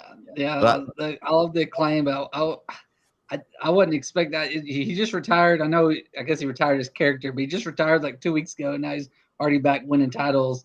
And but yeah, he's 59, about to be 60. This match was, the card was going in. I knew they added this match, and I was like, man, things were going. I was like, wait, are they just not going to? But they kept mentioning it. But I thought it was weird that they placed it, and I guess it was to give the fans a chance to cool down from Ospreay Jericho before they got back amped up for MJF and Adam Cole. I don't know, but they were pretty hot for the finish of this match, though, Brandon. Yeah, they were. Yeah, and Audrey got a crap ton of matches on this card. This was like her 5th or 6th match that she was referencing, but there were more than 2 refs because I saw at least 3 or 4. But she had every other match she was reffing, so she was busy on. Well, they had to keep some back in case the ref get knocked out. You know how that is. You had to send somebody in. Or wait, you had to have like 10 refs for the Stadium Stampede. yeah, that's true. That's true. I'm going to give an unpopular opinion. It's one that I don't even want to give, and it's just kind of a developing thing. But I'm starting to trend down on the Acclaimed, and I liked heel Acclaim, and I wish we could get heel Acclaimed back. I love that's like when we're trying to fight. We're trying to fight for our spot, and we're going to say whatever we can. And now it just seems like a little more corporate and rehearsed, and we have a zinger every now and then. And I feel like the fact that, and we're seeing it more and more now, that when they're having to wrestle against really good wrestlers, they're clearly kind of like the sore thumb sticking out. If I'm looking at that House of Black versus the Acclaimed and Billy Gunn, the House of Black is a clearly better group of wrestlers. They're a better team, and yet they had to take the loss because feelings and pops. And we have to make that happen. But Matt, you did take the Acclaim because I knew it was going to happen. I mean, but when I'm watching that match, I think to myself, if I'm trying to be like, if this is a UFC, if I'm fantasy booking, House of Black is a better team. They should have probably taken the win, but I know, I knew that we're trying to make everybody happy as far as that goes. I hope the Acclaim can do something to reinvigorate themselves. I love them. I popped out at Grand Slam when they won the tag titles. Back in September of last year. It's just it's getting a little stale for me. They got to have to reinvent themselves. And Chris Jericho prides himself on, different iterations of that. We need to see something else from the Acclaim, because I'm starting, in my head, I'm seeing the Guns pass them up, at least as a tag team wise. I'd rather see the Guns than the Acclaimed right now. I agree. I would rather see the Acclaimed are trending down. I still love the Acclaim. Everybody loves the Acclaimed, but they are trending down right now, I think. And another question, the second questionable booking decision of the night for Tony Khan. So Billy Gunn retires, his character or whatever, comes back, wins the titles. Now what? We took the titles off the House of Black, who were doing a great job with the titles, I thought. They were defending it enough. They weren't on TV every week defending it, but they were defending it enough. And by the way, they looked fantastic tonight. The whole crew looked great. This match, again, had too many false finishes for me. I think it was just kind of ridiculous again.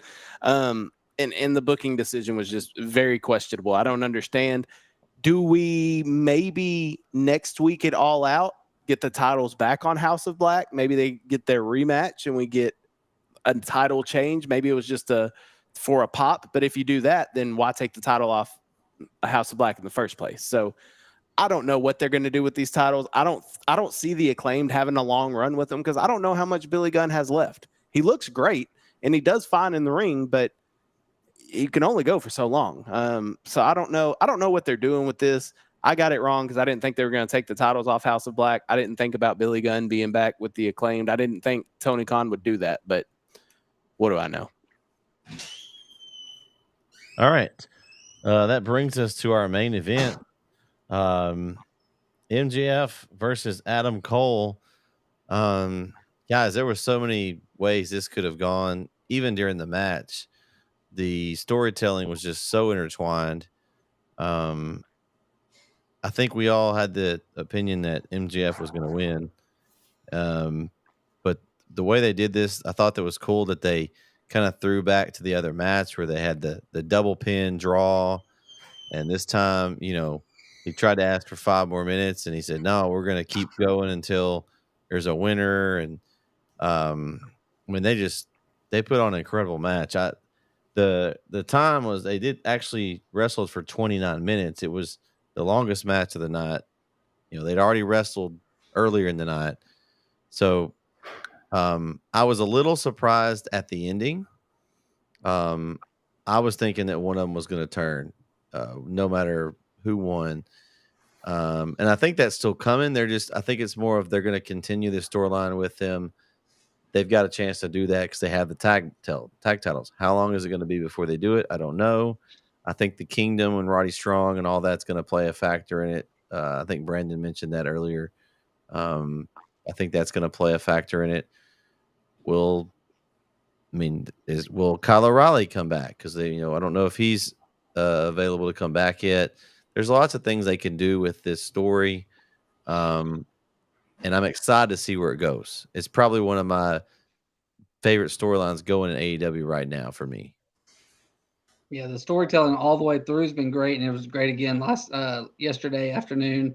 And it was funny how they were like, they stopped when the match started, and we're like, what are they doing? They put their shirts on at the same time, and they kept that going. Then they did a little thing of sportsmanship, and MJF did his little thing, poking the eye, and just so many and MJF got a suicide dive in that, Adam Cole tried to get him to do it during the tag match. So he didn't do it then, but he got it in on Adam Cole. And then, we talked about if there's a heel turn in this, we think it's going to be Adam Cole, even though everybody thinks it's going to be MJF. We kind of think it's going to be Adam Cole. And they kept dropping, he did the tombstone on the table after MJF wouldn't. And then the stuff with Roddy at the end, they kept teasing it. He just never pulled the trigger. But there was just so many things. And then the Panama, I normally don't like the ref bumps, but the Panama Sunrise on Bryce Remsburg was actually pretty awesome. Oh, that was nasty. It was, but it was, I normally don't like the ref bumps, but there was just, at least it wasn't like the ref just, I got knocked down. And I'm staying down for, 10 minutes. That legit was a reason to stay down. Yeah. And I liked how they did the double clothesline on each other, and it did end the match. And then the hot potato with the chair, and both of them trying to get one over. There was just storytelling the whole way through, back since it started in June or July, whenever it was. It's still, and I'm interested to see where they go from here, though, because now, like we talked about earlier, the world title may be out of the picture because does Adam Cole deserve another shot? Probably not, but they still have the tag title, so the story extends for a little bit as long as they have those. But what's next for MJF? Some great questions, Brandon. I don't have all the answers, which is what makes it fun to watch, because we don't have the answers right now. Great match, probably my favorite match of the night. And that's what you want to see. You want to see on these big cards the best, the main event be the best match of the night because they can go and they can tell that story. And they did tell the story. I wonder how Kyle feels about all the psychological false finishes back and forth on this, because they definitely went back and forth on that. I loved the match. I loved every part of this match. I was completely entertained throughout the whole thing. It was kind of weird. Adam Cole was heel. MJF went babyface. They kind of swapped it. It was almost like Adam Cole was doing MJF tactics, and MJF was playing the Adam Cole way, where he wasn't trying to cheat and do all these other things. It was weird, but I enjoyed it. The spot on the stairs that MJF took was nasty. That was gross. I legit thought he was hurt. Then I was like, man, and then I thought it was cool. Cole did the heat seeker on MJF, which also looked brutal. And I'm with you. The match ending in a draw with the double clothesline was chef's kiss storytelling. I mean, that was phenomenal. It was great. But I was a little worried. I was like, no way, they're not ending the show on a draw. That would have been the worst ending to a show in history. I was like, you've got to be kidding me. But then they called back to the 5 more minutes in MJF. No, and I'm like, oh, okay. And he's like, no, we're gonna keep her. Okay, let's go. Let's do. And then, like you said, Brandon, the Panama Sunrise on Bryce Remsburg. Shout out to Bryce Remsburg for taking that. That was crazy. That's not an easy one to take either. No. Not how I expected it to end. I expected MJF to win, but the finish kind of came out of nowhere. It's kind of like it was, we were building up and okay, and then all of a sudden the inside cradle 1, 2, 3. That's it. Oh, okay, all right. Well, but when that happened, Kyle, then I was definitely expecting something to happen after the match. Yeah, nothing did. Yeah, so it kind of like left me like. Had they not won the tag titles earlier, I think we would have seen a turn. But with the tag titles being won earlier, they got to keep the storyline going. But I think it sets up perfectly for it all out. MJF, Adam Cole versus the Kingdom. Now they could bring Kyle O'Reilly back, a Kyle O'Reilly team with Adam Cole and MJF, and we have a trios match between the Kingdom and Roddy Strong versus Kyle O'Reilly, Adam Cole, and MJF. Could do that. I don't think they do that at All Out. Maybe further down the road, but I think that's potentially what's setting up in this little group that's going on too. All right. Well, that's the All In review part. Let's do some picks on the All Out card that we have. Of course, we'll have to make some of these picks, I'm assuming, this week as more matches are announced. What we have right now on the card, and we'll just go down through here. First one I have on the list is Christian Cage versus, the real TNT champion, Luchasaurus versus Darby Allin for the TNT championship. Guys, what do you think about this one? I think I'm gonna pick Luchasaurus. I don't really know about this match. I'm not sure what to expect. I don't have high expectations for it, but we'll see how it goes. It's weird. I don't know. Just Darby's going from story to story. They've kind of worked Christian into his story, but Darby's going through the Swerve story and the AR Fox story, and then now he's got a title match with Luchasaurus. I don't like what they've done with Darby lately, and hopefully they find a landing spot for him soon, but I don't think it's winning this title right now. I'm going to be fascinated by the Nigel McGuinness storytelling. This one of my favorite parts of All Out was him just, again, father of the year in that bit with Christian. And now we're about to have a situation where Luchasaurus is probably going to beat Darby. That's my pick, by the way. And, Christian is going to have lost twice to Darby, and Luchasaurus is going to have the win. I think that you can have a fascinating story stemming from that as well. So I'm going to look forward to that. And how they end up going with that. But I believe the father of the year will help Luchasaurus to another TNT title win. And even though I know you, Brett, and I think Kyle, you don't like the Christian storyline with that, I just sit there and giggle every time it happens. I like it. I like it. I love Christian. I despise it. Yeah. See, that's the one that doesn't like it. I enjoy it. I think it's awesome. There are people that could do it that I wouldn't like it. I like it because it's like the way Christian does it. And like you said, Matt, Nigel hyping him up as father of the year is great. It's great commentary. I love listening to it. To me, it's unbelievable. It's like your false finishes. It's unbelievable. Who's going to let someone take their title and claim it as theirs, and then you have to go defend it? No. Okay, Christian. Well, because Luchasaurus, though, his whole thing this whole time is he's never really had a personality. Even though he's one of the biggest TV personalities ever when he doesn't have the mask on. I mean, he's one of the most famous reality stars ever. But But on AEW, he doesn't have any personality, so it works. I think it's going to be a decent match only because Luchasaurus is so big and Darby's a rocket, like a bat out of hell when he's in the ring. So there's no telling what he's going to do. So I'm excited to see the match. Luchasaurus is going to win, I think. Darby or Christian's going to help Luchasaurus somehow, and I'm sure we'll get a Sting appearance trying to run off Christian. But I just think Luchasaurus. I think it's too quick to take the title off Luchasaurus. The man hasn't held the title. Christian's been holding the title. So I don't think Luchasaurus can't lose the title if he hasn't held the title. I don't know. It's a weird thing. I think Luchasaurus wins. Yeah, I agree with you guys. It's Luchasaurus. I think eventually he's going to lose it. Somehow he's going to get mad at Christian. Somehow down the line, that plays out at some point, and that's when he loses the title. Not sure how it's going to happen, but that's how I think he's going to end up losing it. The return of Marco Stunt. Oh, you could have Jack Perry come back and be they're a heel team now. They're all together. It'd be, All right, match 2 we have. Let's see, what was on match 2 on my list? We have Miro versus Powerhouse Hobbs. Man, this could be a really good match. Like, these two guys are gonna demolish each other.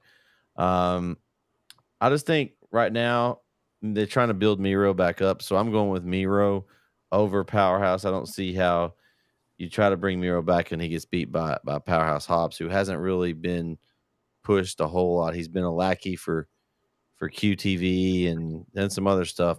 He even had the title for a brief moment, but I just think it's Miro here. I'm taking Miro. It's game over for Powerhouse. It's a game over, and Miro's gonna. We'll get about a 6-7 minute match, and what they call this on WWE, like big men slapping each other. Big meaty men slapping meat. There you go. We're going to have that. Vince McMahon is going to sit there jealous, like, I wish I could have this on my show right now. Hey, but Professor, this should be Big Miro versus Big Powerhouse Hobbs. Right. Well, if you're going to be WWE TV. What can you do? I love Miro's promos. I think you got to build him up. I want to see what Miro can do. The crowd absolutely loves him, and let him run a little bit. I'm taking Miro. Another questionable booking decision by Tony Khan. Neither one of these people can afford a loss, but somebody's got to take a loss. You need to build both of them up, so why book them together? No earthly idea. I'm with y'all, though. I think Miro is the one. He just returned. I think you need to build him up more than you've had your opportunity with Hobbs. You fumbled the bag with Hobbs multiple times. It's time to give Miro an opportunity. So because of that, Miro's going to get the win. All right. Next up, we've got Chris Statlander versus Ruby Soho for the TBS Championship. I'm not sure how many times I've seen Statlander defend this title, guys. I don't know if maybe I just haven't seen her. Maybe she's doing it on Rampage that I have missed, because I haven't seen her on Collision or on Dynamite lately.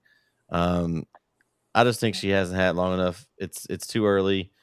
I think it'll be a good match with Soho because she can go in the ring. But I think Statlander retains. Yeah, I think same. Statlander wins. I hope they had some matches because this card's not very intriguing to me. It seems like it's gonna be a very good collision. Yeah, Statlander wins this match, and I think it'll be a better match than what we probably saw at All In. I think they can go. Both Ruby and Statlander can go. So I think it'll be. I've already kind of set my bar as a 3-star match. So we'll see if they can exceed that or if I'm going to be disappointed. Brandon, I think the problem we're having with this card is that we're getting wrestling fatigue because we just had a big pay-per-view with All In. We got Payback this weekend. We have All Out this weekend. And this All Out show kind of feels secondary to the All In. The All In seems like it was the major leagues, the Super Bowl, the big thing. And All Out kind of seems like a side piece, like it's over, on the side. So they should have called it All In Backlash. Yeah, basically. So I'm with you, but looking at the payback card for WWE doesn't look much better either. So I think I don't know. Either way, I'm taking stat. Short answer, stat. To And save Brett, time. if you expect me by Monday to have watched all of these shows, You got to be dedicated, Matt. Absolutely dedicated to your craft. how Watch it many while you hours of sleep. wrestling can we watch in a week? Now I got to start going back to get ready for Payback. I got to get SmackDown and Raw, and I'm gonna have 5 hours of AEW to get ready for another 4 hours. There's something called the fast forward remote. You just look at the match, you just skip to see who wins. You check the storylines out, and then you're good. Kyle was right. Wrestling fatigue is kicking in at this point. And how stupid is this? I mean, almost all wrestling fans, if you had the Venn diagram of wrestling fans and college football fans, there's going to be a lot of overlap. So, we got the first weekend of college football, and now we got to do all this wrestling too. I'm going to be honest with you. I'm undecided about buying this all-out pay-per-view. I'm undecided about it. Only because I don't want to spend $50 in back-to-back weeks. And two, I don't have to pay for the Payback pay-per-view, but we need to talk. We need to talk soon then. We'll take the money out of it then. I don't want to watch back-to-back pay-per-view. I don't want to watch pay-per-views back-to-back weeks of the same company. Like AEW was doing a great job of not having pay-per-views every month like WWE does. And now they're having 2 in back-to-back weeks. Do we think they've already announced the All In for 2024 in London again? So do we think they end up moving all out? Or are they going to? They need to. Surely. They feel nostalgic and like, oh, this has always been the beginning of September. I don't know. I don't think you can, because I think they're seeing this year that it's just. I mean, you're putting a strain on people that can't override the system and have to pay for these pay-per-views. You're putting a strain on casual wrestling fans. Like you're asking for $100 in 2 weeks for wrestling, which yes, all in was worth $50. Absolutely. It was a great show. I'm not confident All Out's going to be that way. Now, Tony Khan is Mr. Pay-Per-View. He delivers somehow. When the build doesn't seem right, he still delivers. So yes, I'll probably still watch it, and I'll probably still buy it, and I'll probably begrudgingly do all that. But it's the point of the fact of the matter is we don't need to have back-to-back pay-per-views. Okay. Well, maybe make sure you message Brett tonight. Just make sure you go talk to him. Yeah, we need to talk, Kyle. All right, so match number 4. Now that gets better. These last 2 are better. I'm looking forward to the last 2. It's going to be either Orange Cassidy or Zero Miedo versus John Moxley for the International Championship. Now hold on. So Penta's okay again. He's not the red suited Penta. It's the normal Penta El Cerro. Yeah. Which one are we getting? It says Penta El Cerro Miedo. All right. Yeah, it's not Obscuro. Okay. Are we getting the Demon, the Prince, or Finn Balor? Like, what are we getting here? I'm excited to see Moxley and Cassidy. I think that could be a really good match.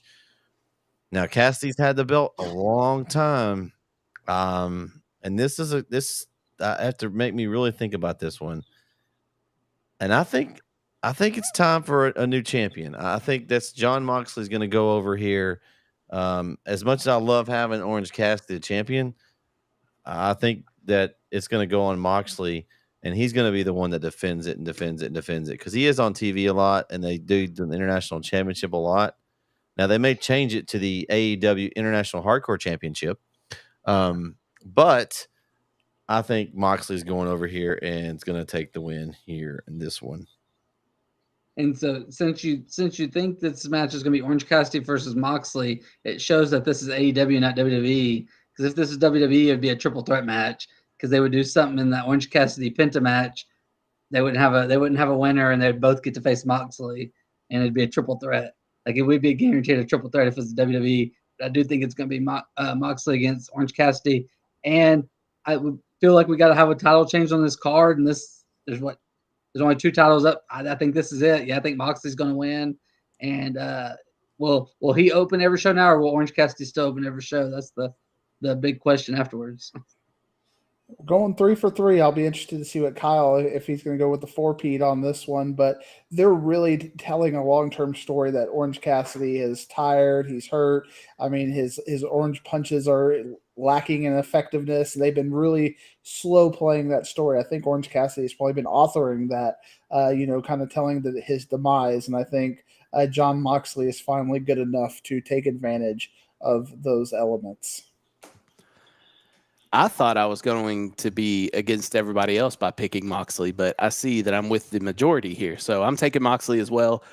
I thought that they were going to take the belt off Orange Cassidy in that Battle Royale, however many months ago, and they didn't. I can see them taking the belt off Cassidy to give it to Mox. My only issue is, I guess it's not an issue. If it's going to stay the international championship, it needs to be regular wrestling matches. If you want to make it the hardcore championship, then make it hardcore matches. I'm fine with that. But I was halfway joking a little bit there, Kyle. I mean, I wasn't serious, but I'm not. I think they might actually do that. I think Moxley wins, though. I think Cassidy's had a great run. He has defended the heck out of that title. But like you said, he's beat up. He needs a break. I don't know if it's much of a break going to Moxley because he just had skewers sticking out of his head. So I don't know how healthy he is, but he'll probably think have a big patch on his head and then it'll be busted open. But a couple minutes within 5 seconds. Yeah. But I think AEW probably, I think there's some very smart bookers over there, Kyle, and I think they're feeling what you're feeling with that fatigue.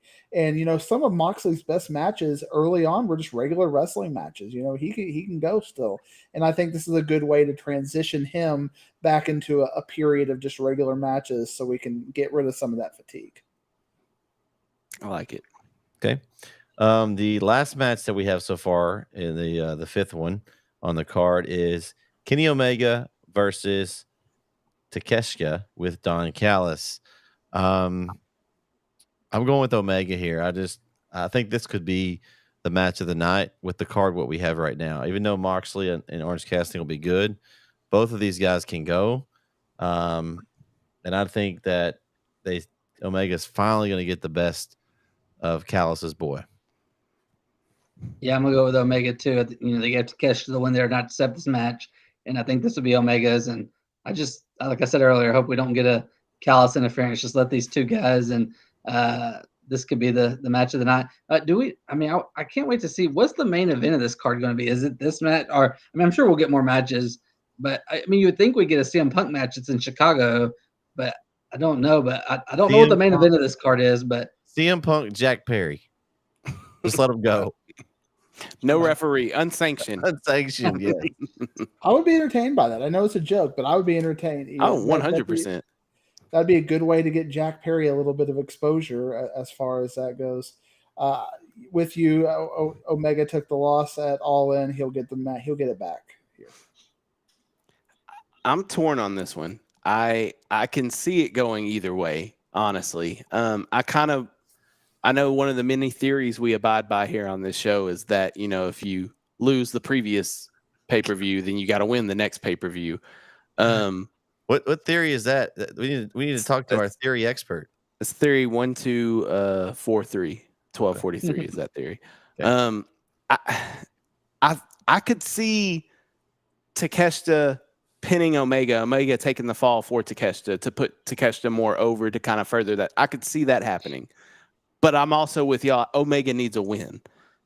I don't know if we're going to be lucky enough, Brandon, to have no Don Callis effect. I think he gets involved somehow. And if it's not him, then somebody associated with him gets involved. And I just don't think we're going to have a clean match. Yeah, probably. Don Callis with the letter opener. Oh. I don't think, I hope we do. I just don't think we're going to have a clean match. Everybody else picked Omega, right? You're correct. I'm picking Takeshita then. I'm just going to be different. I'll pick Takeshita. Okay. All right. That's what we got on this card. Let's roll over to our other pay-per-view we have. WWE Payback. There's 6 matches right now on this card. Of course, again, we could get more. First match is we finally get this one. I'm excited about this one. Becky Lynch and Trish Stratus in a steel cage A steel cage. Nobody can interfere. They're in a match. I'm ready for this one solely because I'm ready for Becky Lynch to beat Trish Stratus, and we can move the heck on from this storyline. What do you think, Kyle? Tell us right here, Kyle. Kyle ran off before I finished my. I said I wanted to do this match so we could get this one over with. They needed to get it over with. I heard you. You would have to start with this one. I'm so beyond over this. And you said a steel cage keeps people out. You name me one steel cage match that has kept outside interference out. It's supposed to. Zoe Stark will get involved. There's no doubt about it. Is this the time that Lita comes back and is the counter? God, I hope not, because that's just going to further this story. No. This needs to be the end of it. In where are they at? Pittsburgh. It needs to be the end of it in Pittsburgh. That's where it needs to end. It needs to die a quick and painless death in Pittsburgh and be done with this forever and never come back to it. Yeah. That to say, Becky needs something new. Yeah, I think Becky wins. And Trish goes home, and then maybe Becky and Zoe first. Whatever. I don't care. Just get Trish off my television.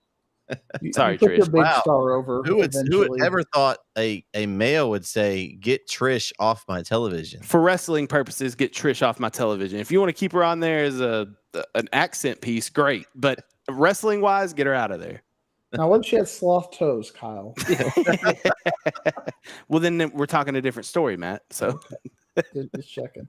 I'm taking Becky as well. Same here. I'm taking the man. All right, match 2, Seth freaking Rollins versus Shinsuke Nakamura for the World Heavyweight Championship. I'm taking freaking Rollins. I think this will be a really good match because I know Shinsuke can work, and Kyle's ready for the whoa for 10 minutes. The intro. But I do think this will be a really good match because, again, both of these guys can work. But I think Rollins is looking at something bigger later. So I think he retains right here. I'm probably gonna be different here. I kind of like what they're doing with Shinsuke here. Seth's probably gonna win, but I want to be different one time tonight. I'm gonna pick Shinsuke. You're getting wrestling fatigue, Brandon. Shinsuke lost to Big Bronson Reed a few weeks ago. He ain't beating. I don't think I saw that. He ain't beating Seth freaking Rollins. My TV package doesn't have the Bronson Reed channel. So. No. You need the big channel. You got to upgrade to the big and tall channels. Seth's winning. I will say this though. I like what they did. I did not like the promo Shinsuke did in ring a couple of weeks ago because he was talking Japanese, and I'm sorry, I don't speak Japanese, but I really enjoyed the promo they did last week. Kyle. I know, it's my fault. I did enjoy the promo they did last week though, with him in the back and with the subtitles and the captions. I enjoyed that promo. I think it made Nakamura look really good, and they made me excited for a Nakamura Seth Rollins match. I think it'll be a good match. But Seth wins. Yeah, there's no way they're taking that belt off Seth yet. All right. Next match we have. Wait, hold on. Does Seth? Okay, even if he wins this match, he leaves the night with the title. No, Damian. Well, now you're throwing a wrench into it. I didn't think about that. I'm just wondering what you thought about that. But you said there's no way they take it off of him yet. So. Yeah, Seth leaves with the title. Okay. All right, next match, Rhea Ripley versus Raquel Rodriguez for the Women's World Championship. It's Rhea Ripley. I think Raquel is okay, but I don't think they've built her up enough to compete with Rhea at this point. I think that it's just Rhea Ripley. I think they've got too much momentum with her. If she loses the title, it's going to be to somebody that she puts over. So I don't think it's Raquel right here. I think it's going to be Rhea. I think it's Rhea also. I mean, I don't see her losing anytime soon, and I don't see the person to beat her. I haven't seen that person yet. Unless they switch. Unless Becky gets built back up to that, or they switch the roster around. But right now, Rhea doesn't have a challenger. So Rhea wins this, and Raquel can go back to her mixed match tag teams. When your bit is showing off your back, you don't have a bit. I'm taking Rhea. What? I think I'm gonna take. Well, I'm definitely taking Rhea for sure. I think this is a good. Raquel, I think, could be the one to take the title off of Rhea, but you have to build her up to. Hear me out, Matt. Hear me out. The only reason I say that. Hear you out. Listen, hear me out. Hear you out. Hear me out. If we go back, hear me out. If we go back to it, if we go back to NXT Black and Gold days, Rhea and Raquel had a really good rivalry going on down there. They put on some nice matches. Last woman standing match where I want to say it was Raquel that put Rhea through the stage with a choke slam or something. They had some really good matches down there. If you can build Raquel back up to that point, then I think you have a really good match between these two. These two women are powerhouses. I think you could have a really good match. Raquel's not there. She's, like Brandon said, in mixed match tag teams. She's faking a knee injury every week. I mean, she's not where she needs to be to compete with Rhea Ripley. She ain't beating Rhea Ripley. But I think down the road, if they build Raquel up, then we could have a good match between these two. So they tear down like Cody Rhodes, and the road to redemption. She's got to face adversity, pal. All right. Yeah. If you don't go through adversity, then it's not worth it. All right. Match number 4. The WWE Hall of Famer Rey Mysterio versus Austin Theory for the United States Championship. Now, this is a weird match for me. Why do we want to see this one again? I just saw this match, and it doesn't make any sense. It's 0% chance that they give it back to Austin Theory, right? Because that would be a waste. I mean, if they did that, I just would. I mean, not that I would be surprised, but I just don't see that any part making sense. Theory's kind of on the way down. But the other part of me is like, okay, so who's coming after the belt? And who I think's coming after the belt? Yeah. Is that Rey Mysterio versus, I mean, is that the match you want? I don't really know. But this one's hard. I'm gonna let you guys go first because I'm still torn. I've got a theory, no pun intending, of why I want a certain person to win, but it's for another match. Do you have a number for that, like Kyle did for 1243? Yeah, this is theory 248. Okay, it's like the list of Jericho here. It's the list of CM. I'm going with Ray, and they kind of teased him in LA Knight, but what I'm thinking is we may get Ray and Santos because Santos, this was supposed to be Santos's match, and even though Santos never beat Ray technically either, Santos got to move on because Ray got hurt. Well, then Rose got hurt. I could see you would get a fall, and then Santos like, hey, this is my title, and it may not lead in a turn. I think it'd be cool if it's a turn, but I think it just may be, hey, I want my title shot and maybe a friendly title match. But I think we're getting a Ray and Santos match just because of the way with the injuries and everything, how it happened. This is such a season premiere of SmackDown sort of card. I'm going to take Ray, and I agree with you, Brandon. I think we're going to see Ray and Santos, and maybe Santos will pretend he's Christian and say he's the real U.S. champion and hold it around for the LWO, and who knows. I didn't like the decision of putting it on Ray. I'm over Rey Mysterio. He's a great Hall of Fame wrestler. He did a lot for the industry. Dominic. I would rather see Dominic in the ring than Ray right now. I would rather see Dominic than Ray. I'd rather see Dominic do anything. Yeah, but yeah. Yeah, I'm just over Rey Mysterio. I don't understand why they put the title on him in the first place. So here's to hoping Vince proves me wrong, but I don't believe it's going to happen. But I'm still taking Theory. I'm taking Theory. I don't think it's going to happen, but I'm taking him just because I'm trying to put that into the ether. So hopefully it'll happen.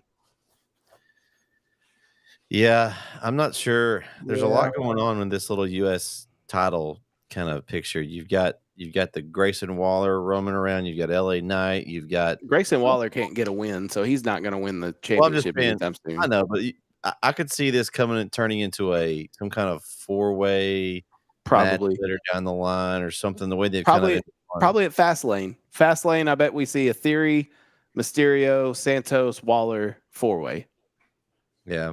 So if that's the case, I mean, that's where I think it's going, and that's why I think Ray keeps it here. But I think somewhere down the line that it goes somewhere else. I think if we do the 4-way, that would be a way you have some faces and heels in there mixed together, and you could have a match like that. So I think it's Rey Mysterio for now, but just because it would be like you said, why would you take it off of Austin Theory just to give it back to him? That would make absolutely no sense. So I'm going to WWE being WWE.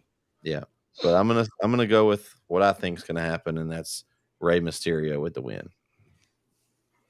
No, I never thought I would think this. I'm just going to go on a little mini rant. I know we're in like hour 4 here of this kind of a thing. I've been waiting for a mini rant.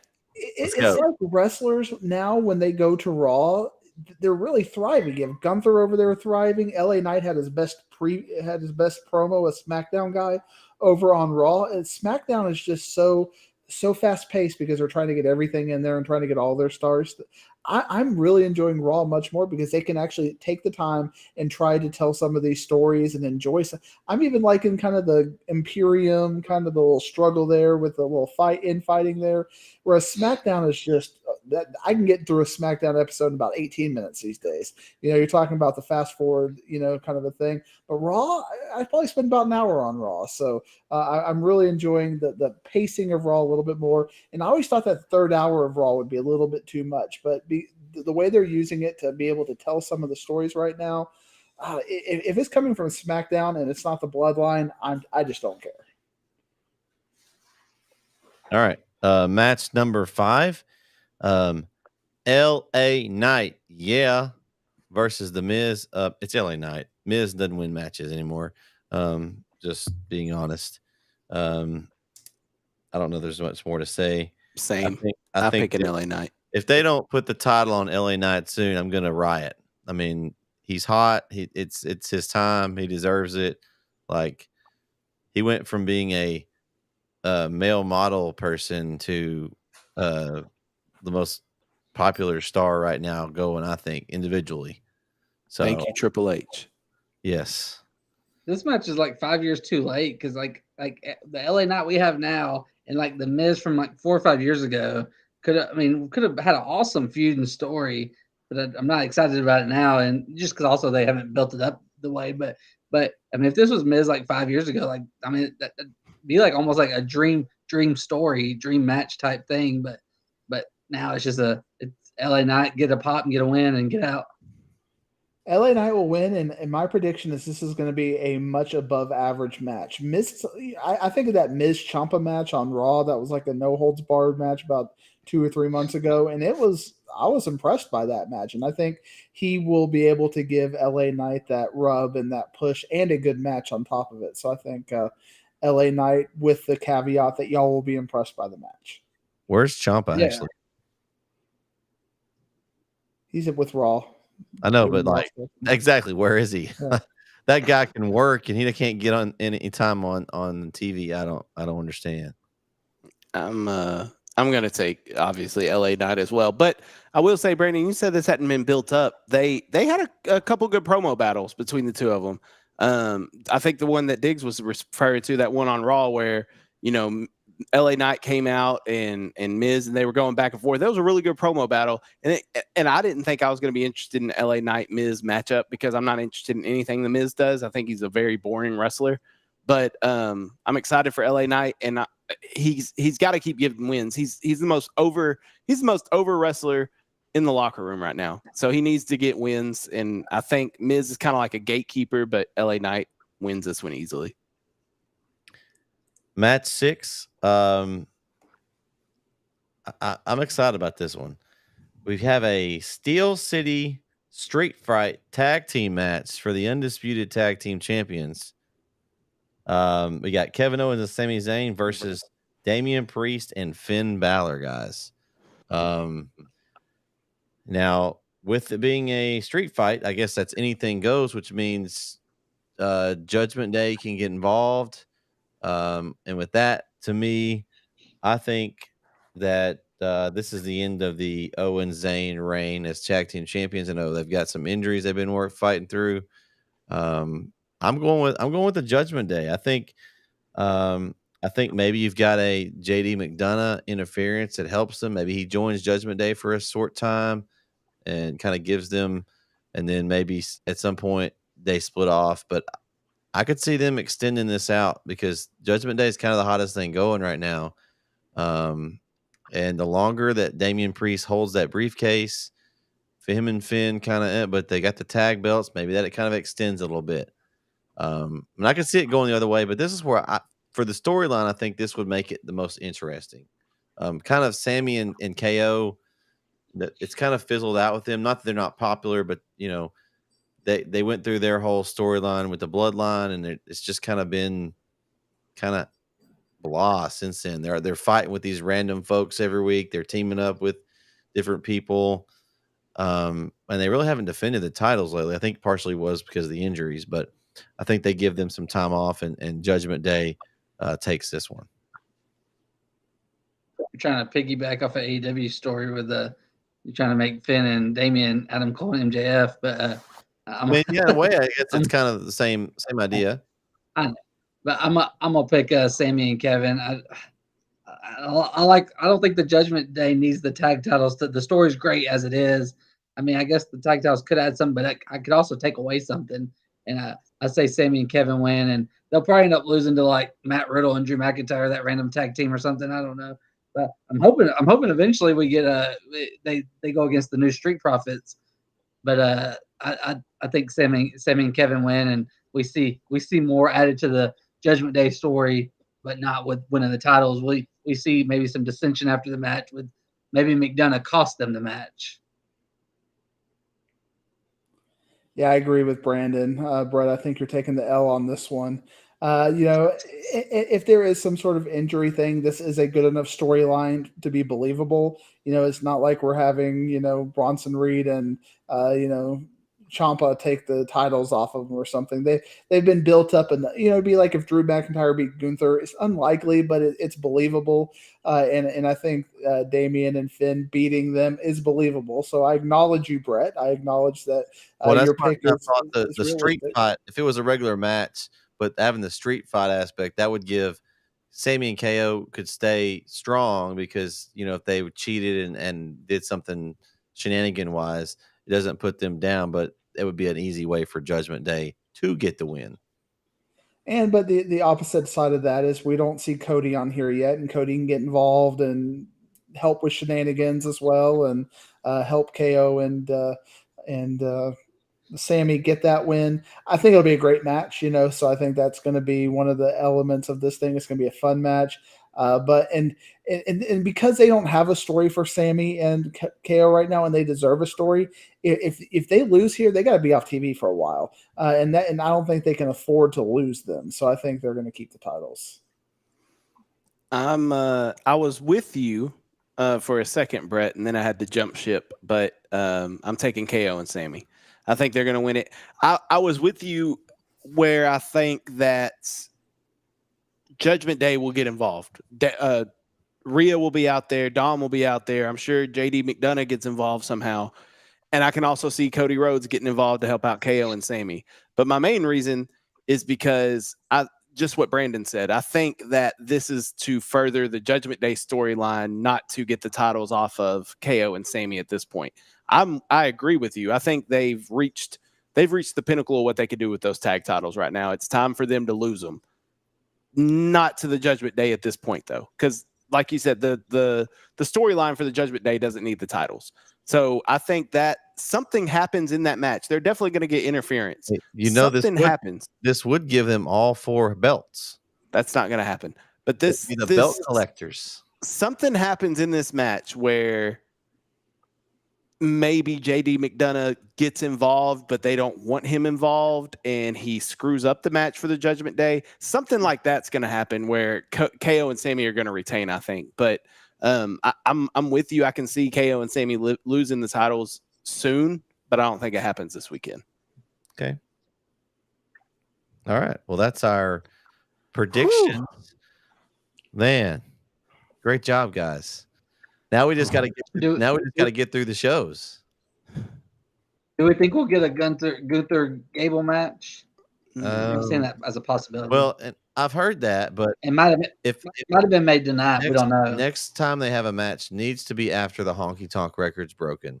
Like we need to get that passed so that we at least can believe that Gunther has a shot of losing. Until he gets past that, he's not losing the belt. We kind of all it's kind of all well known that they're trying to get that record off the books. So I would rather them have the match later. If I can't remember when he breaks it. It's coming up. So let's have that match later, because I think Gable is impressive in the ring. Like, I mean, I like him. I like what Maxine Dupree has added to the group. It's funny. It's given them something else to kind of have in their group. With her like getting trained by Gable, and because she wasn't a wrestler before, and so I like that. I think they've done a good job with them, making them kind of relevant again, because they kind of got stale for a while. So I don't know who beats him, but I mean, I think Gunther needs to lose it at some point so he can go after the big belt. So, all right, well, everyone's so excited about watching the pay-per-views this weekend. I can just tell by your faces. And I'm sure we'll have some more matches added, but it should be a good weekend. I mean, I think it's going to be tough to live up to last weekend's show, but we never know. It sometimes surprises us on occasion. If there's a match that you're looking for that's added, has anybody got any that you want to throw out there that's like your one you want to see but either show as we close? I mean, that they it'd be quick now because since he's been got back. I mean, Jimmy J, is a possibility. And if that happens, you get the bloodline. So, I mean, you're always going to be intrigued by that. And then, but I mean, other than that, I can't. I mean, we got to add something to the AEW card because there's not a main event there right now. So we got to. I mean, but I don't know. We all agree that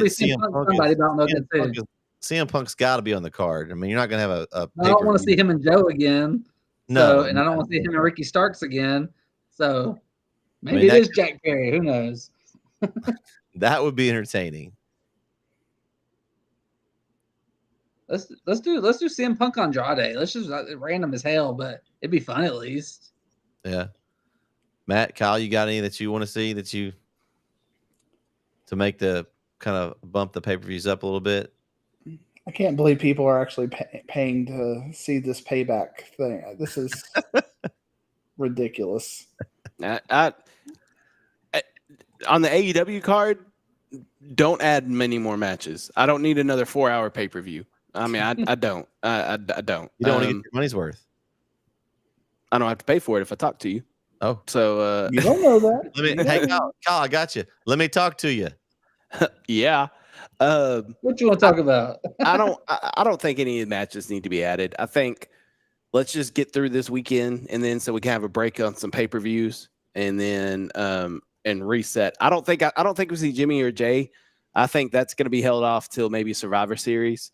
I think they're going to leave Jay off TV for a while, but yeah, I don't think I wouldn't add anything. I just don't want another 4-hour pay-per-view. Jay Uso shows up at All Out. That would be interesting. Oh, well, that's going to do it for this episode of Off the Ropes. I'd like to thank everyone for tuning in. For Brandon, Matt, and Kyle, and Jeremy at home not being here, we'll catch you next time. We'll be back next week to review these pay-per-views and tell you, was it worth the money or was it a waste of time? On the Disrespect Sports Network, it's Brett Swinney. Good night, everyone. Yeah. Yeah.